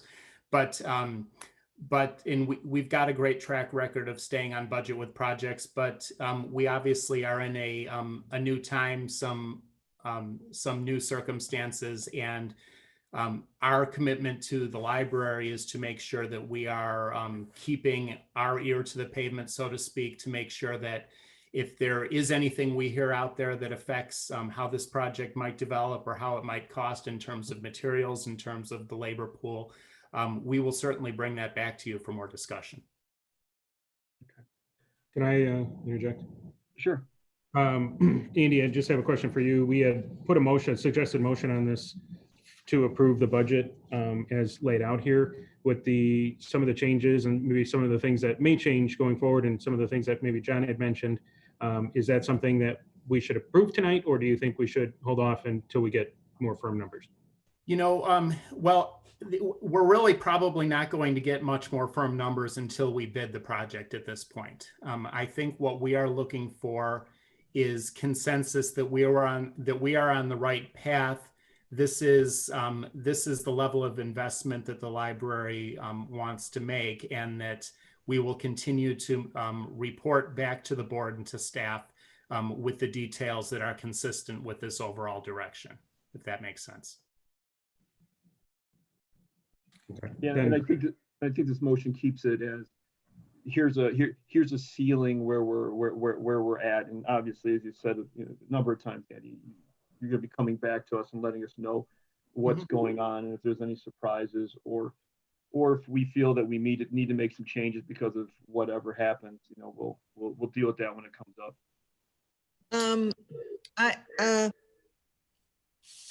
I'm a little concerned about putting a figure in here for this proposed budget at this time because of the unknowns. Maybe a few words could be added to this: approves a proposed budget as of April, whatever. This goes on record. And I've experienced this before with the public where, well, you said it was going to be this, and then there were changes, and it you know, and there was nothing we could do. It had to go. I said, well, a budget, you know, should be fluid. But I don't know if the public really understands that. You know, they think this is the cost of the project. And I wouldn't want to, you know, I mean, it's just an indecisive time right now. And I wouldn't want to lock us in to the detriment of the project. So, you know, if there was some qualifier in this motion of approve the proposed budget not to exceed based on, I don't know, what we know now or something, you know, it's possible this could come back to haunt us. That's all I'm saying. Hey, Carol, Greg? I'm sorry, someone say something? Yeah, it's Deb. I think yes, I Deb. have the verbiage. I think I have the verbiage that Carol's looking for if you want me to make the motion. Yeah, go ahead. Okay. I was going to say the motion should be with the information available and current evaluation as of April 21st, 2020, the Board of Library Trustees approves the proposed budget for the Makers project not to exceed $1,156,015. I so Yeah. Everybody jumped on Are you that. happy with that, Carol? Yeah, that's good. That gives a qualifier. Yeah. I love it. I love it. And I mean, hopefully it's not going to go over this. That would be, Right. you know, I obviously. just don't want, yeah. It's, And what we can always do, and I'm fine with that verbiage also, but we also remember, we can always come and amend things. I mean, my hope is that this comes in a lot underneath that, you know, obviously. And that's what I'm gonna throw out there, but yeah, I'm fine with that. Okay, so any more comments? No, I echo President Zick's. I hope it does come underneath that, and I hope we're at a competitive advantage. Obviously, we want a quality product, but any dollar that can be saved from grants, from, you know, donations, commercial kitchen donations, we are open to all of that. So, domestic. Very good. Any other questions, comments? All right, Janet, let's do a roll call on that, please. Trustee Meadow, yes. trustee Rule, Yes. trustee Smart, Yes. trustee Suplet, Aye. trustee Tangney, Yes. trustee Thanopoulos, Aye. President Zick. Yes. All right, very good. Very good. All right, let's move on to action item 10, the Makerspace Construction Management Services. Okay, so as we're moving forward with this project and after looking at that budget, one of the things we want to do is start engaging Shales McNutt Construction as a construction manager on the project moving forward. We've used them a little bit for some of the design process in the past, but now this would be for the actual bulk of the project. And so that would include the public bidding and the construction oversight, as well as the final pay request reviews as we go forward through this. So I've outlined some information here as to what they would be providing. I'd be happy to answer any questions about this.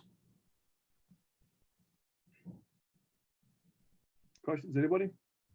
I'd make the same motion that Deb just made, and that is based upon the information that's been shared with us as of April 21st. The Board of Trustees approves entering into a contract with Shales McNutt Construction for construction management services upon review by the library attorney in amount not to exceed $34,000. Very good. We have a I'll second? second. Second, okay. Yep. And any more comments on that? I just wanted to, for it to be recorded in the record, that this is usually the route we've always taken, because it actually helps keep costs competitively. So I think if any resident or library employee is looking at this number, it actually is a way of ensuring that we not only stay on project, but stay close to budget and get all of the recommendations needed for such a project. It's absolutely vital.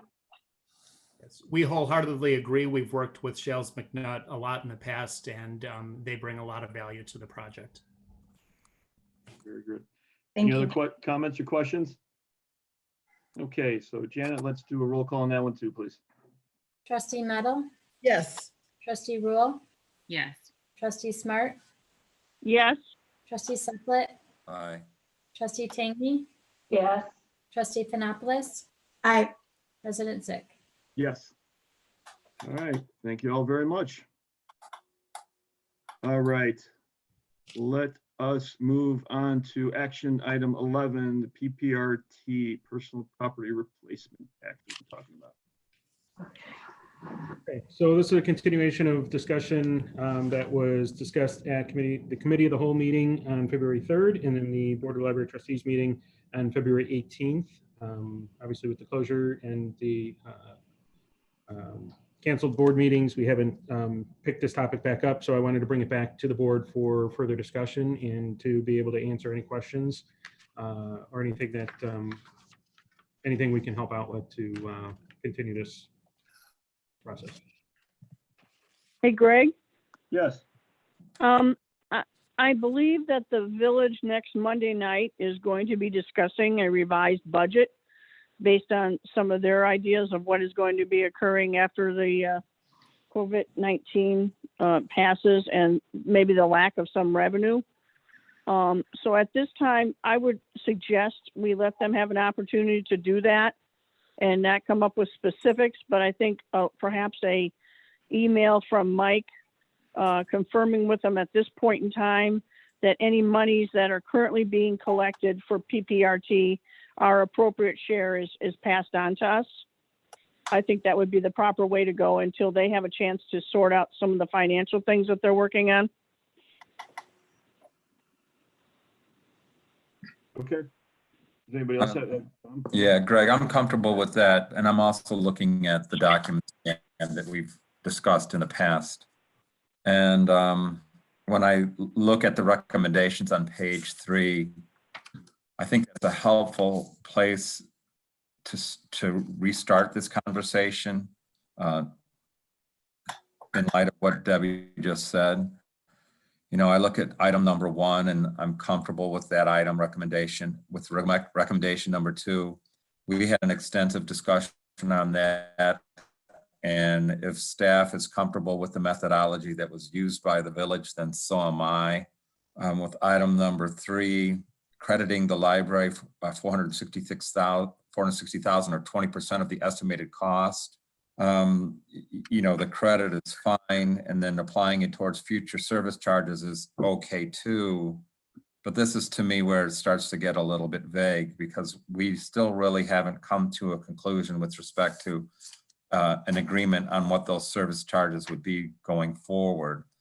So when I look at number 4, I'm comfortable with that based upon the 3 above. And number 5, though, this is where I really would like to see from the village proposal as to, you know, a written proposal as to what those service charges would be on an annual basis, so that we can take that into consideration when we get to the point of wanting to make an action on this.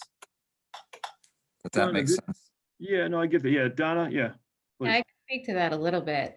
Part of the estimated shared service costs, I've gone over with Tom Keeney, who's the Director of Finance at the village. And right now, you know, I can tell you that 20% of this is, I can break it up in details for you. Payroll, 20% of wages for their coordinator, 18% of their human resources manager. So their wages and benefits. And then there are financial services that they provide for us. And then they have an IT cost and VMware, just so we can get into their system. And so they've itemized this list. I only see the cost going down and not up once we have an ERP system, because what it does is allow us to have more access at the library through the system. I can't imagine that it would actually go up. And this is part of the discussions I've had with them. Again, it looks like everything's going up. If you look at 2017, 18, 19, and 20, it goes up, you know, maybe 3% each year. But it's potentially a cost savings. It's a huge cost savings, I have a feeling, once we actually get the new ERP system, which is about 1.5 years out. We're working with consultants now, trying to determine which accounting system we'll be using. So, Greg? And real quick, Debbie, as I see it, what they're asking is for a 1-year contractual shared service arrangement that would be revisited after that first year. That's correct. And I think based on what you're saying, Donna, that's fine. I just like to see a whole number as to what that contracted service arrangement would be. And Just lost Greg? you again, John. Yeah, Deb, Hey. yes. Okay, so 2 things. I agree there needs to be a schedule, as John is asking for.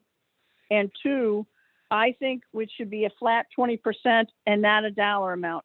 Because when they start tagging on additional things, I think it should be at the percentage amount is our reimbursement allowance, not the dollar amount.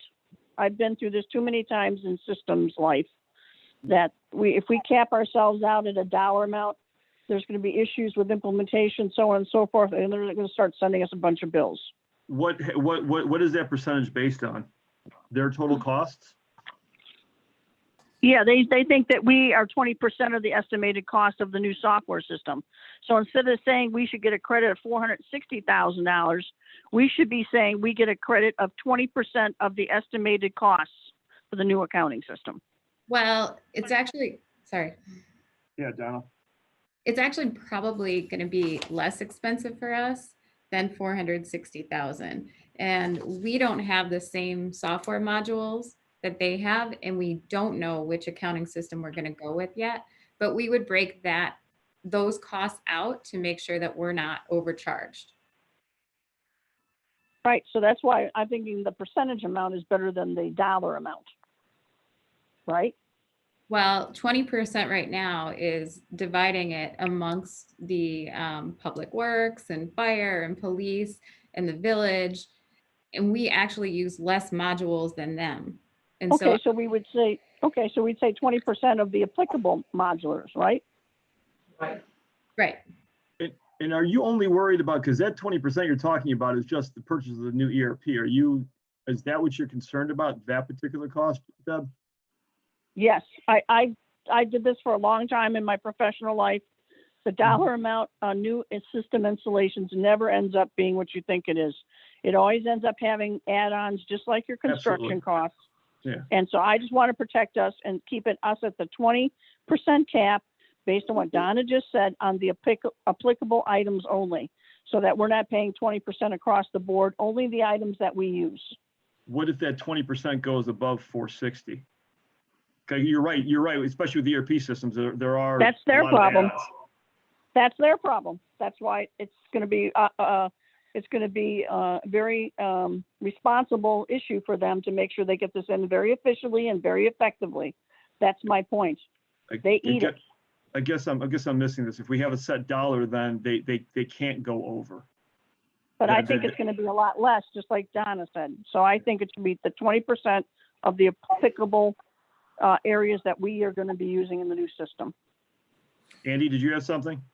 I was just gonna say, could it be 20% of the applicable, no more than the $460,000? In some ways, Sure. in some ways it's moot because any remaining credit balance is going to be applied towards future service charges.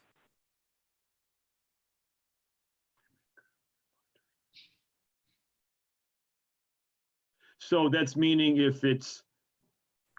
so they're crediting as 460,000, but they're saying if it only that 20% wound up being, let's say 400,000, then they're going to credit that 60 towards anything in the future. Is that what I'm reading? Am I reading that right? Yes, that's correct. Right.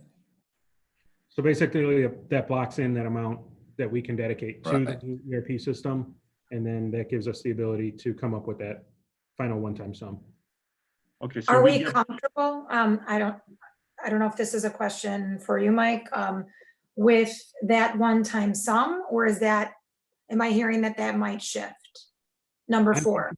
I think that's based on a lot of research that we've done, a lot of work that Donna has done with the village to understand exactly what our money coming in should have been and what our costs going out should have been. So I feel good with that number. Donna, if you want to speak to that as well.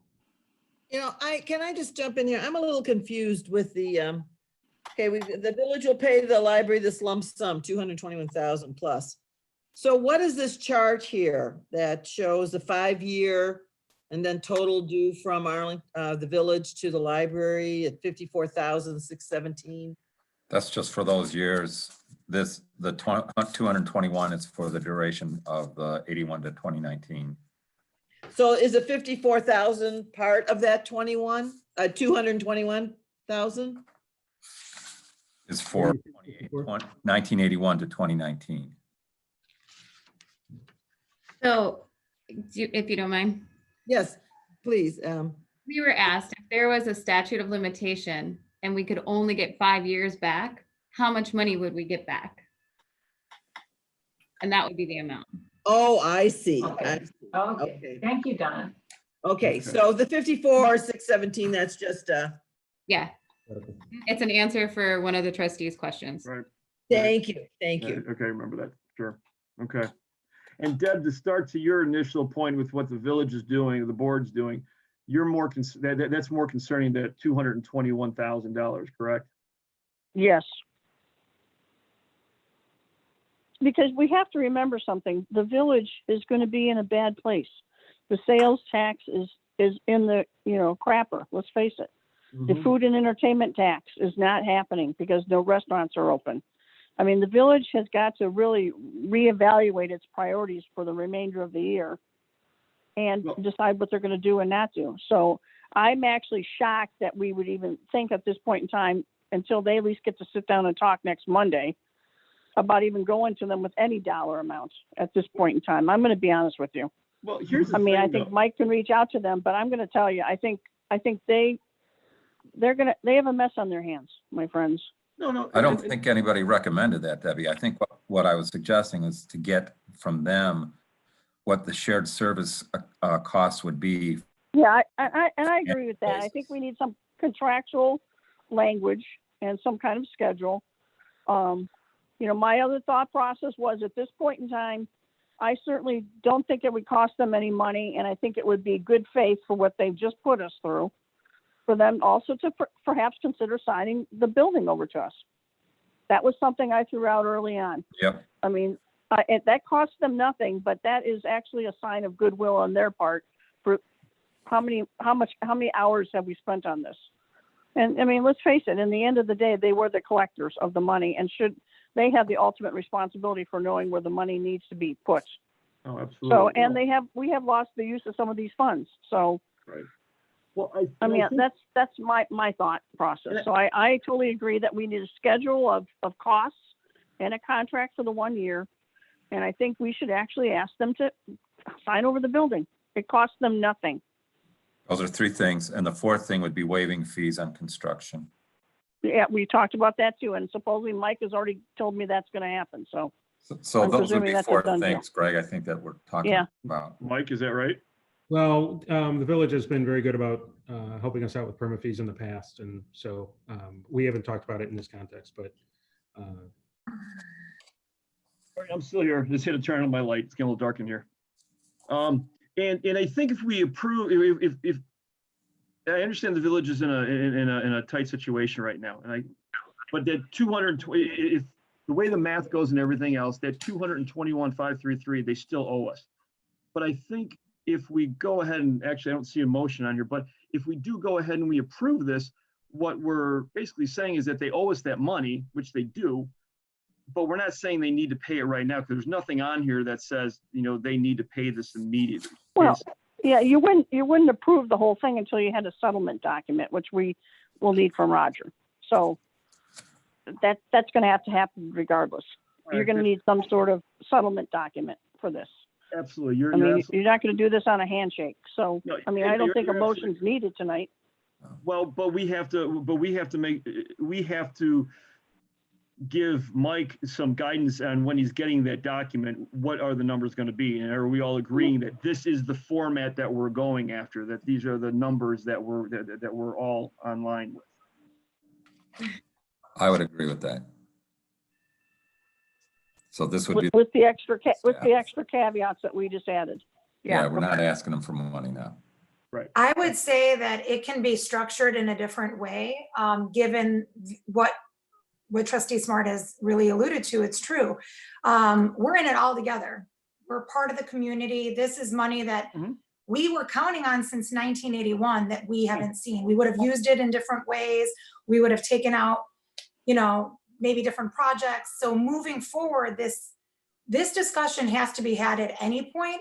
But we could say that, obviously we want to work with the village because we're part of the village.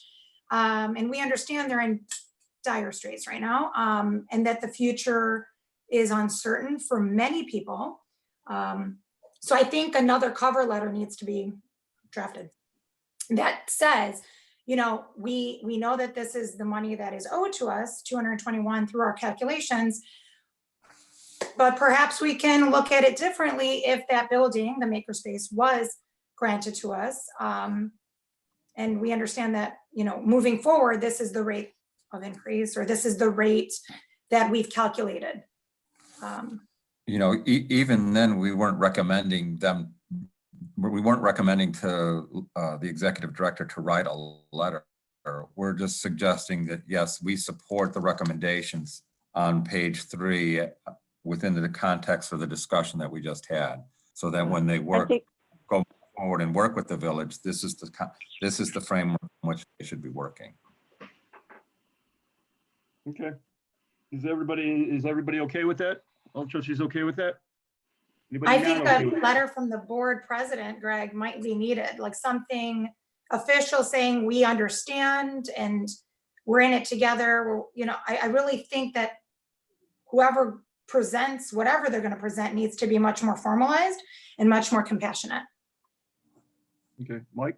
How about I work with Randy on an intergovernmental agreement and with our attorney and bring it back to you guys to approve, and then you guys will send it over to the village trustees for approval. That's what should happen. Yep. Yeah, I'm good great with plan. that. Thank you, Mike. Anybody not good with that? Yes. That's good. Great. Yes. Okay. All right, Great, thanks. All right. Very good. Mike, you got everything you need? I think so. Yep, thank you. All right, good discussion. Thanks, everyone. Okay. On to the last action item, 12, library closure due to COVID-19. Okay, so this is. I was going to say just real quick. So we've got, obviously, we're going to go over, and this is a great layout that you got here too, Mike. There's a lot of things that we're going to have to decide, obviously, coming forward. We don't know exactly what Governor Pritzker is going to do. I mean, I heard something today that he suggested in his conference today that this is going to go through into June, the stay at home. So whether there's a motion on here, whether we approve this motion today or not, we don't have to. There's actually 2 motions. We can table these if we want to, because there is a good chance if Governor Pritzker comes out, and once we know the facts on exactly what's going on, we're probably going to have to get together again next week, I'm guessing, to kind of finalize things and improve things as we go forward. So there's still a lot of questions that are up in the air, but I think we need this information to help us formulate more of the ideas and how we're going forward. So that's just my comment, Mike. Okay. So as Greg mentioned, we don't know exactly what's going to happen, but this memo was written with the assumption that the stay-at-home order would be ending April 30th. I think based on Governor Pritzker's comments today, that probably won't be the case, but we don't know if it's going to just get extended or if it's going to get changed up, and how libraries are going to fit into that. There was, I believe in Wisconsin, libraries are considered to be able to start doing curbside service.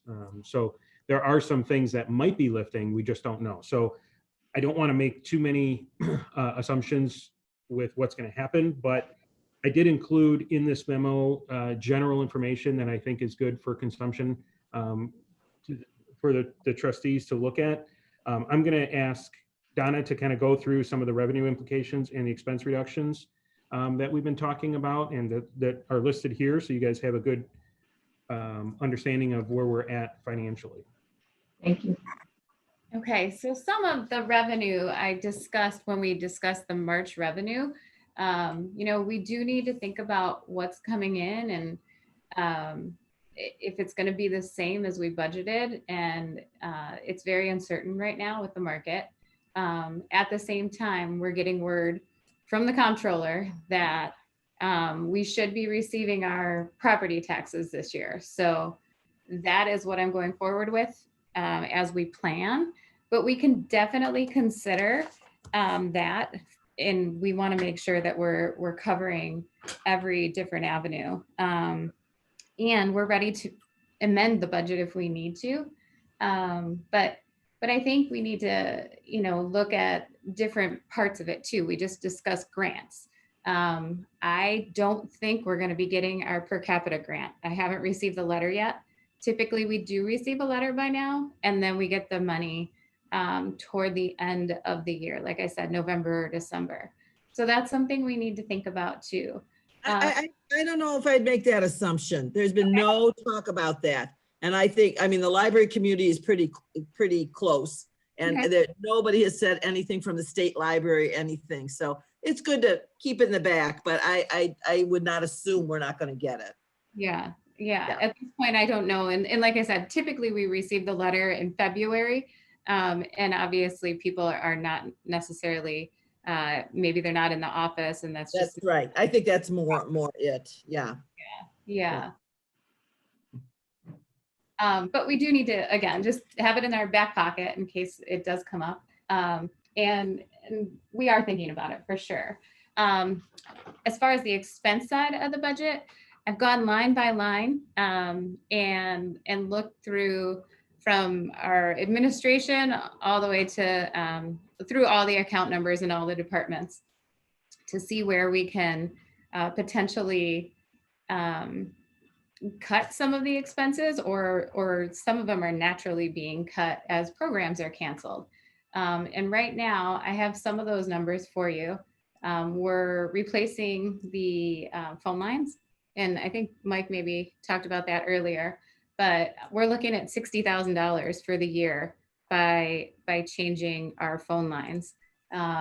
We are with AT&T right now and we found better rates. So that's one place we can look to offset some of the revenues that we won't be receiving or potentially receiving.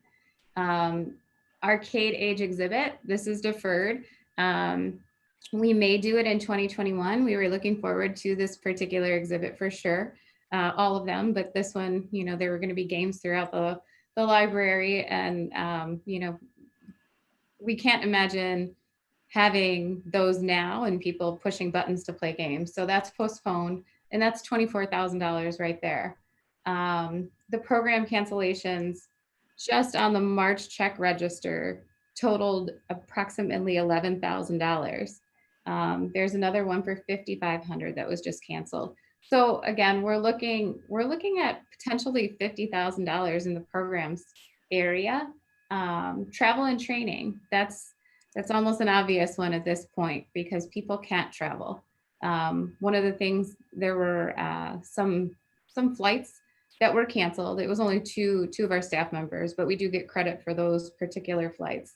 I know that was a question one of the trustees had, and those credits will stay on. That was for South by Southwest, and those people will go next year. And so that budget, I've gone line by line and it looks like $49,000 right there. So it's good that we have something where we can adjust. Maybe we need more electronic services at some point, and we can amend or shift the budget if we need to. And then the newsletter hasn't been sent. So that's about a $20,000 savings over the last couple of months for the newsletter.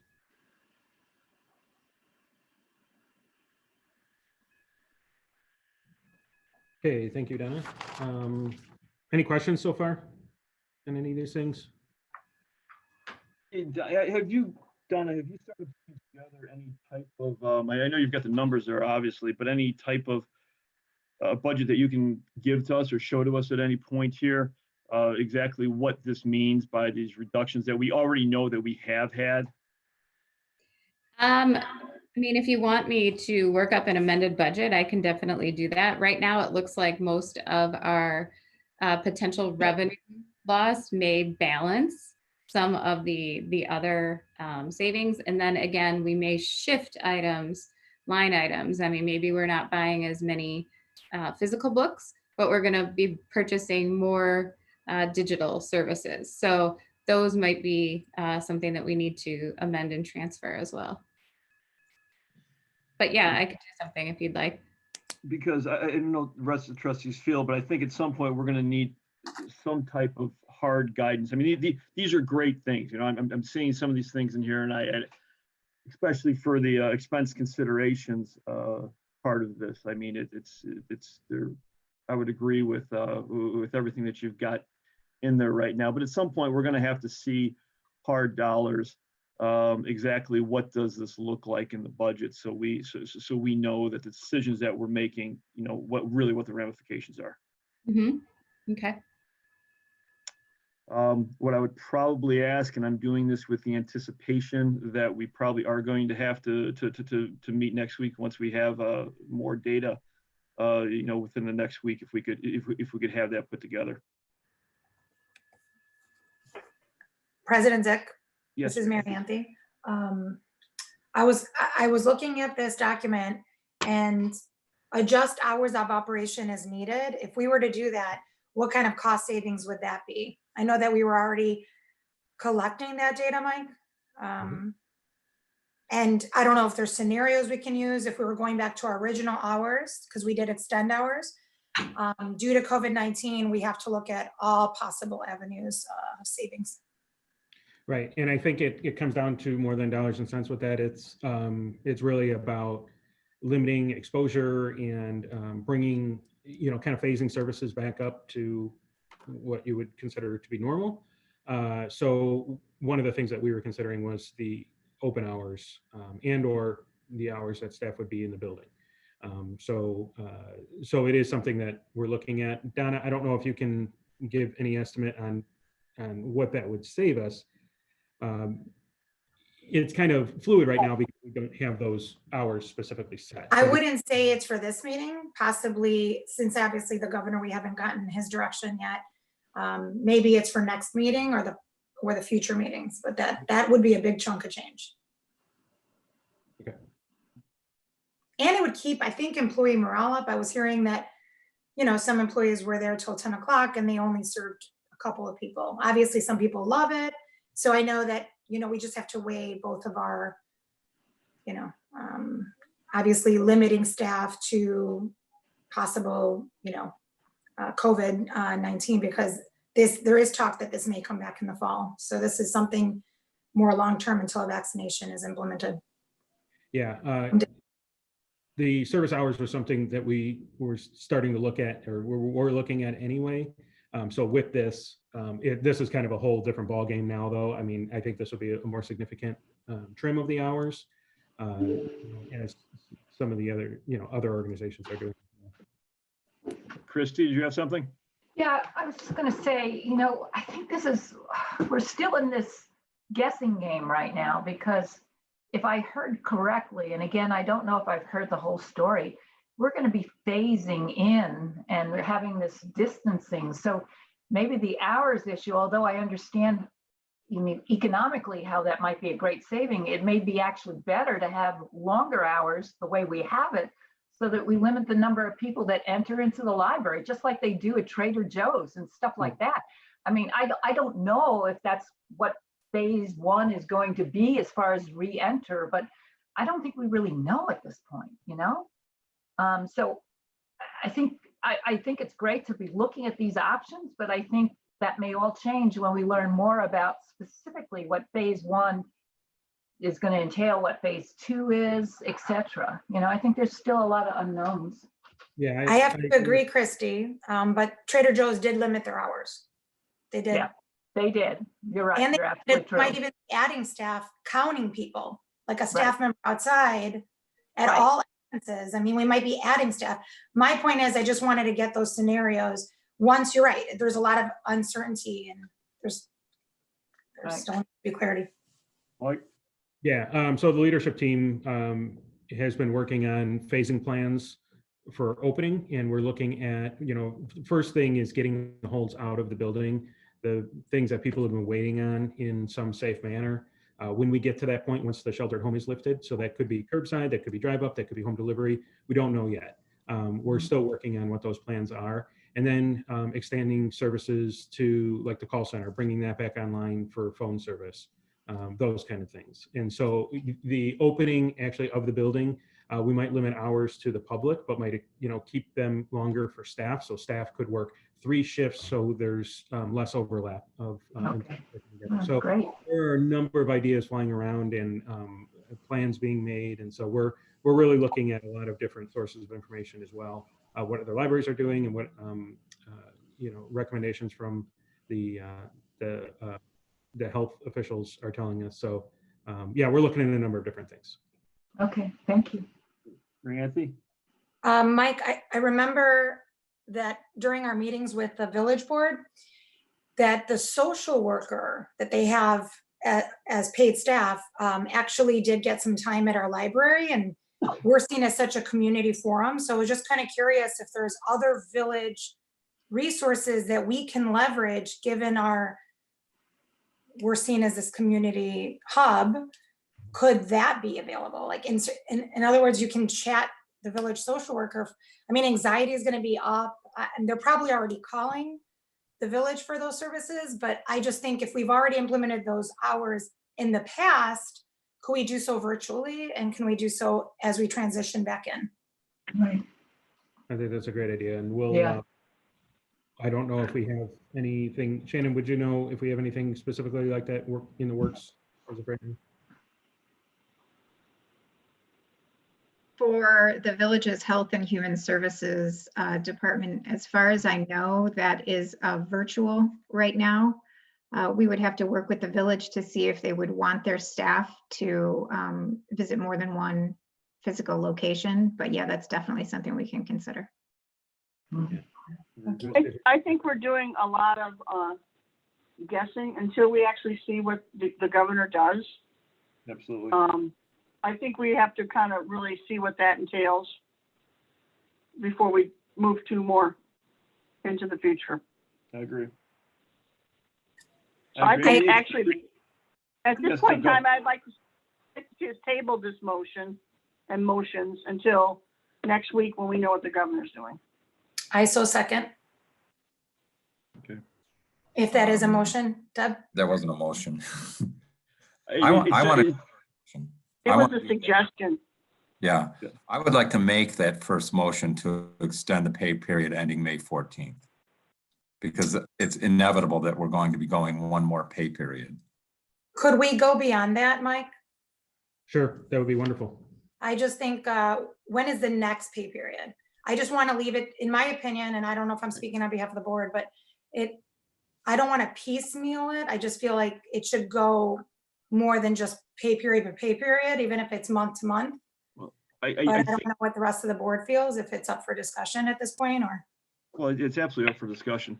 I think the issue that we have to do is one, we have to find out exactly what the governor is going to say. We have to find out. My personal feeling is I do want to see those real budget numbers. I want to have a little bit more of an idea. Yes, I would love to just say, you know what, regardless of what's going to happen, you know, we're going to authorize everything until the end of the year. That would be my desire. But I think we have to be prudent, and we have to kind of see, take steps. Let's see exactly what's going on. Let's see these numbers, and then kind of make the decisions going forward. Well, and if that's the case, I would say then we can table these motions, but then we have to meet next week. Right, and I think that's the prudent thing to do. And I also think by then we'll have a better idea of what other libraries are also doing. I mean, look what happened in Mount Prospect. They have furloughed people. So I think if we can have Shannon or somebody on staff help Mike really get a feel for what is really going on at our neighboring libraries, I think that's important to know, you guys. Mm-hmm. I have to echo that. The only reason I brought it up was because the number 26, if we're working as regional partners, and it looks like we are, the governor is working with other governors within the Midwest. The date was May 26th, and I'm looking at my calendar. So I was just kind of curious. Again, I totally agree with Trustee Smart. I'm just, you know, when we meet next week, we can look at that date. I don't know why it was, maybe it's because it's after Memorial Day. May 26th was for the state of Wisconsin because they specifically did not want people coming up to the state to celebrate Memorial Day weekend. That's why that date, and that's Wisconsin only at this point in time. I wouldn't be surprised if we're working as a regional, you know, with regional, and, you know, we'll see. Yeah, there's a lot of unknowns. I agree. We should table it. Let's table it. Anybody else? We got 1, 2, 3 tablets. I'm good for tabling it. Table. Table. Okay. Sounds good. Okay. I think we're all on board. We are tabling that discussion for right now. All right. Okay. Thank you all very much. Any new business? That was all old business. That was great. I think next week will be full of new business. It will be. Okay. So nothing there. Any other? No other. No other? Okay. Talk about, well, when to meet next week. It depends. Yeah, it kind of depends. I mean, I'd like to say that we meet at Tuesday again next week. Maybe we just kind of pencil that in for right now, and then we'll see what happens. Is he making a And I think- statement? Oh, sorry. Is he making a statement on Monday? Is that the plan? Well, The plan is he's going to speak by Monday. Yeah. Okay. And plus we'll know what the village is doing because they're meeting on the 27th. And by then we'll have more information because everyone needs to be aware that our two zip codes, 60004 and 6005, are still seeing an increase in cases. So this town has not plateaued yet, people, and we Exactly. need to be cognizant of that. I feel like if the board is meeting the 27th village board, we need a little bit more time to kind of digest what they go through and an analysis from, I just don't know if our executive team can spin something that quickly. I don't know if we want to meet at a later date next week. That's my point. No, that's fine. And I think, I know it's a burden on everybody, but if we can be as flexible as we can with next week, and let's see. I mean, it's a very good point, Mary Anthony. And let's see what they do, and let's see what Governor Pritzker winds up doing. Mike? Mike, what is special meeting notice? 48 hours? I think it's I should whatever. know we- that. for But special it's been meeting, what? yeah, Oh, typically 48 hours. Janet, do you wanna- 48 hours for special meeting, yeah. Okay. When is the governor speaking? Do we know? Well, We he's don't know. I mean, speaking in the afternoon, so who knows when he'll. I mean, he made the suggestion today, so my guess is he's not going to let that just sit out there for very long. No, because it ends next Thursday, a week from Thursday, so he has to make an Right. announcement soon. Well, Could he we said the make- month of May today. He What did said you say? June would be, he said he'd be looking at June for all probability, Yeah. but he didn't say when in June. Do we want, I'm sorry, Mike, do we want to say Tuesday? And then just put it on the books and then can we alter it? My only concern is we're getting awfully close to the 1st, which that's when pay ends for staff. So I wouldn't want to leave them hanging too much. If we could make it, as soon as possible, I think would be better to at least give them some notice as to if pay is going to be extending through at least the first 2 weeks. Do we want to consider as a board extending, I mean, knowing that we are postponing this meeting, do we want to consider one more pay period? Not a whole month, and I agree that we shouldn't be piecemealing this together, but if we're agreeing to table this conversation, but there is something to be said for the, mental health and stability of our employees and knowing that they have our support and that this is a trying time for everybody and it's goofy and weird and we're trying to figure it out right along with everyone else, but that we've got their backs. Well, that brings us back then to the suggested motion, the first motion on that we had just tabled. Right. I think I hope they know that we have their backs and we're trying to do everything to help them and to give them the best support. Because we are, but at the same time we need to be prudent. I think wait until we get the correct information. I mean, does anybody so it's out there now. Does anybody want to relook at that motion or just leave it the way we? Yes, yeah. I'm going to say that we ought to make the motion. We know it's going to go through one more pay period. We know that. Right. So let's make the motion to provide, authorize the executive director to extend that. I mean, to me, that's certainly prudent, and it's putting it off a week isn't going to change, I think, our opinion on that. Well, Mary and then Anthony? we can Carol? have another motion next week. If we meet next week, there could be another motion if it was to go longer, Exactly. So Exactly. after Let's do the one. governor says, yeah. Let's do the one more pay period. So that the staff knows we're covered and that they're, that they don't have to worry about this being their last paycheck. Okay. And then we can adjust when we have further information and know where to go. But I mean, it's scary to not know if this is your last paycheck. Like Absolutely. Whole thing stinks. Well, then I'll make the motion that the Board of Library Trustees authorizes the executive director to extend pay to exempt and non-exempt staff their regularly scheduled hours through the pay period ending May 14th. I second. Okay, any other comments on that? No, Shannon? great points. I can elaborate a little bit on what Trustee Smart had asked. Schaumburg voted last evening to pay through the end of May or reopening, whichever is first. That's what I was kind of leaning towards. Yeah, that's the information I'd like next week, though. We know, so now we know about 2 libraries, right? We know about Mount Prospect and we know about Schaumburg. I don't care about Evanston and some of these other places. I care about our neighboring communities. Because that's, I think, we all should be in this kind of consistently. So, Okay. All right. So we have the motion on there. Any other comments? Okay, Janet, another roll call, please. Trustee Meadow, Yes. trustee Rule, emphatically yes. trustee Smart, yep, trustee Suplet, Aye. trustee Tangney, Yes. trustee Thanopoulos, Aye. President Zick. Yes. All right, And very good.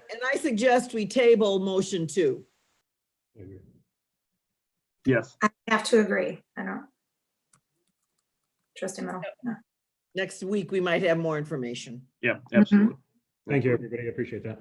All right, very good. Very good. Okay. Okay, Mary's dog in the background. what was that? Mary's dog is just beautiful in the background. Provides a sense. Oh, yeah. Oh, she's Here cute. she's like, are you done yet? I love it. So I'm glad you beautiful. can't hear him snoring. Aw. Okay, any other? Okay, so do we? Please. Everybody wants to stay? Oh, we love. I move to adjourn. Is that what you're looking for? Yes. Yeah. Yeah, I move second to that. adjourn. Do we have a second? Yes, I second it. You say, sorry, Christy. Okay, That's all right. all in favor, say aye. Aye. Aye. And we are done. All right, thank you, everybody, very much. Thank you. Bye. Be work, well, be Stan. well, everyone. Good work. Be well, stay safe. Good work, staff. Thank you. Yeah, good work. Keep up the good work. Yep. Have a great night.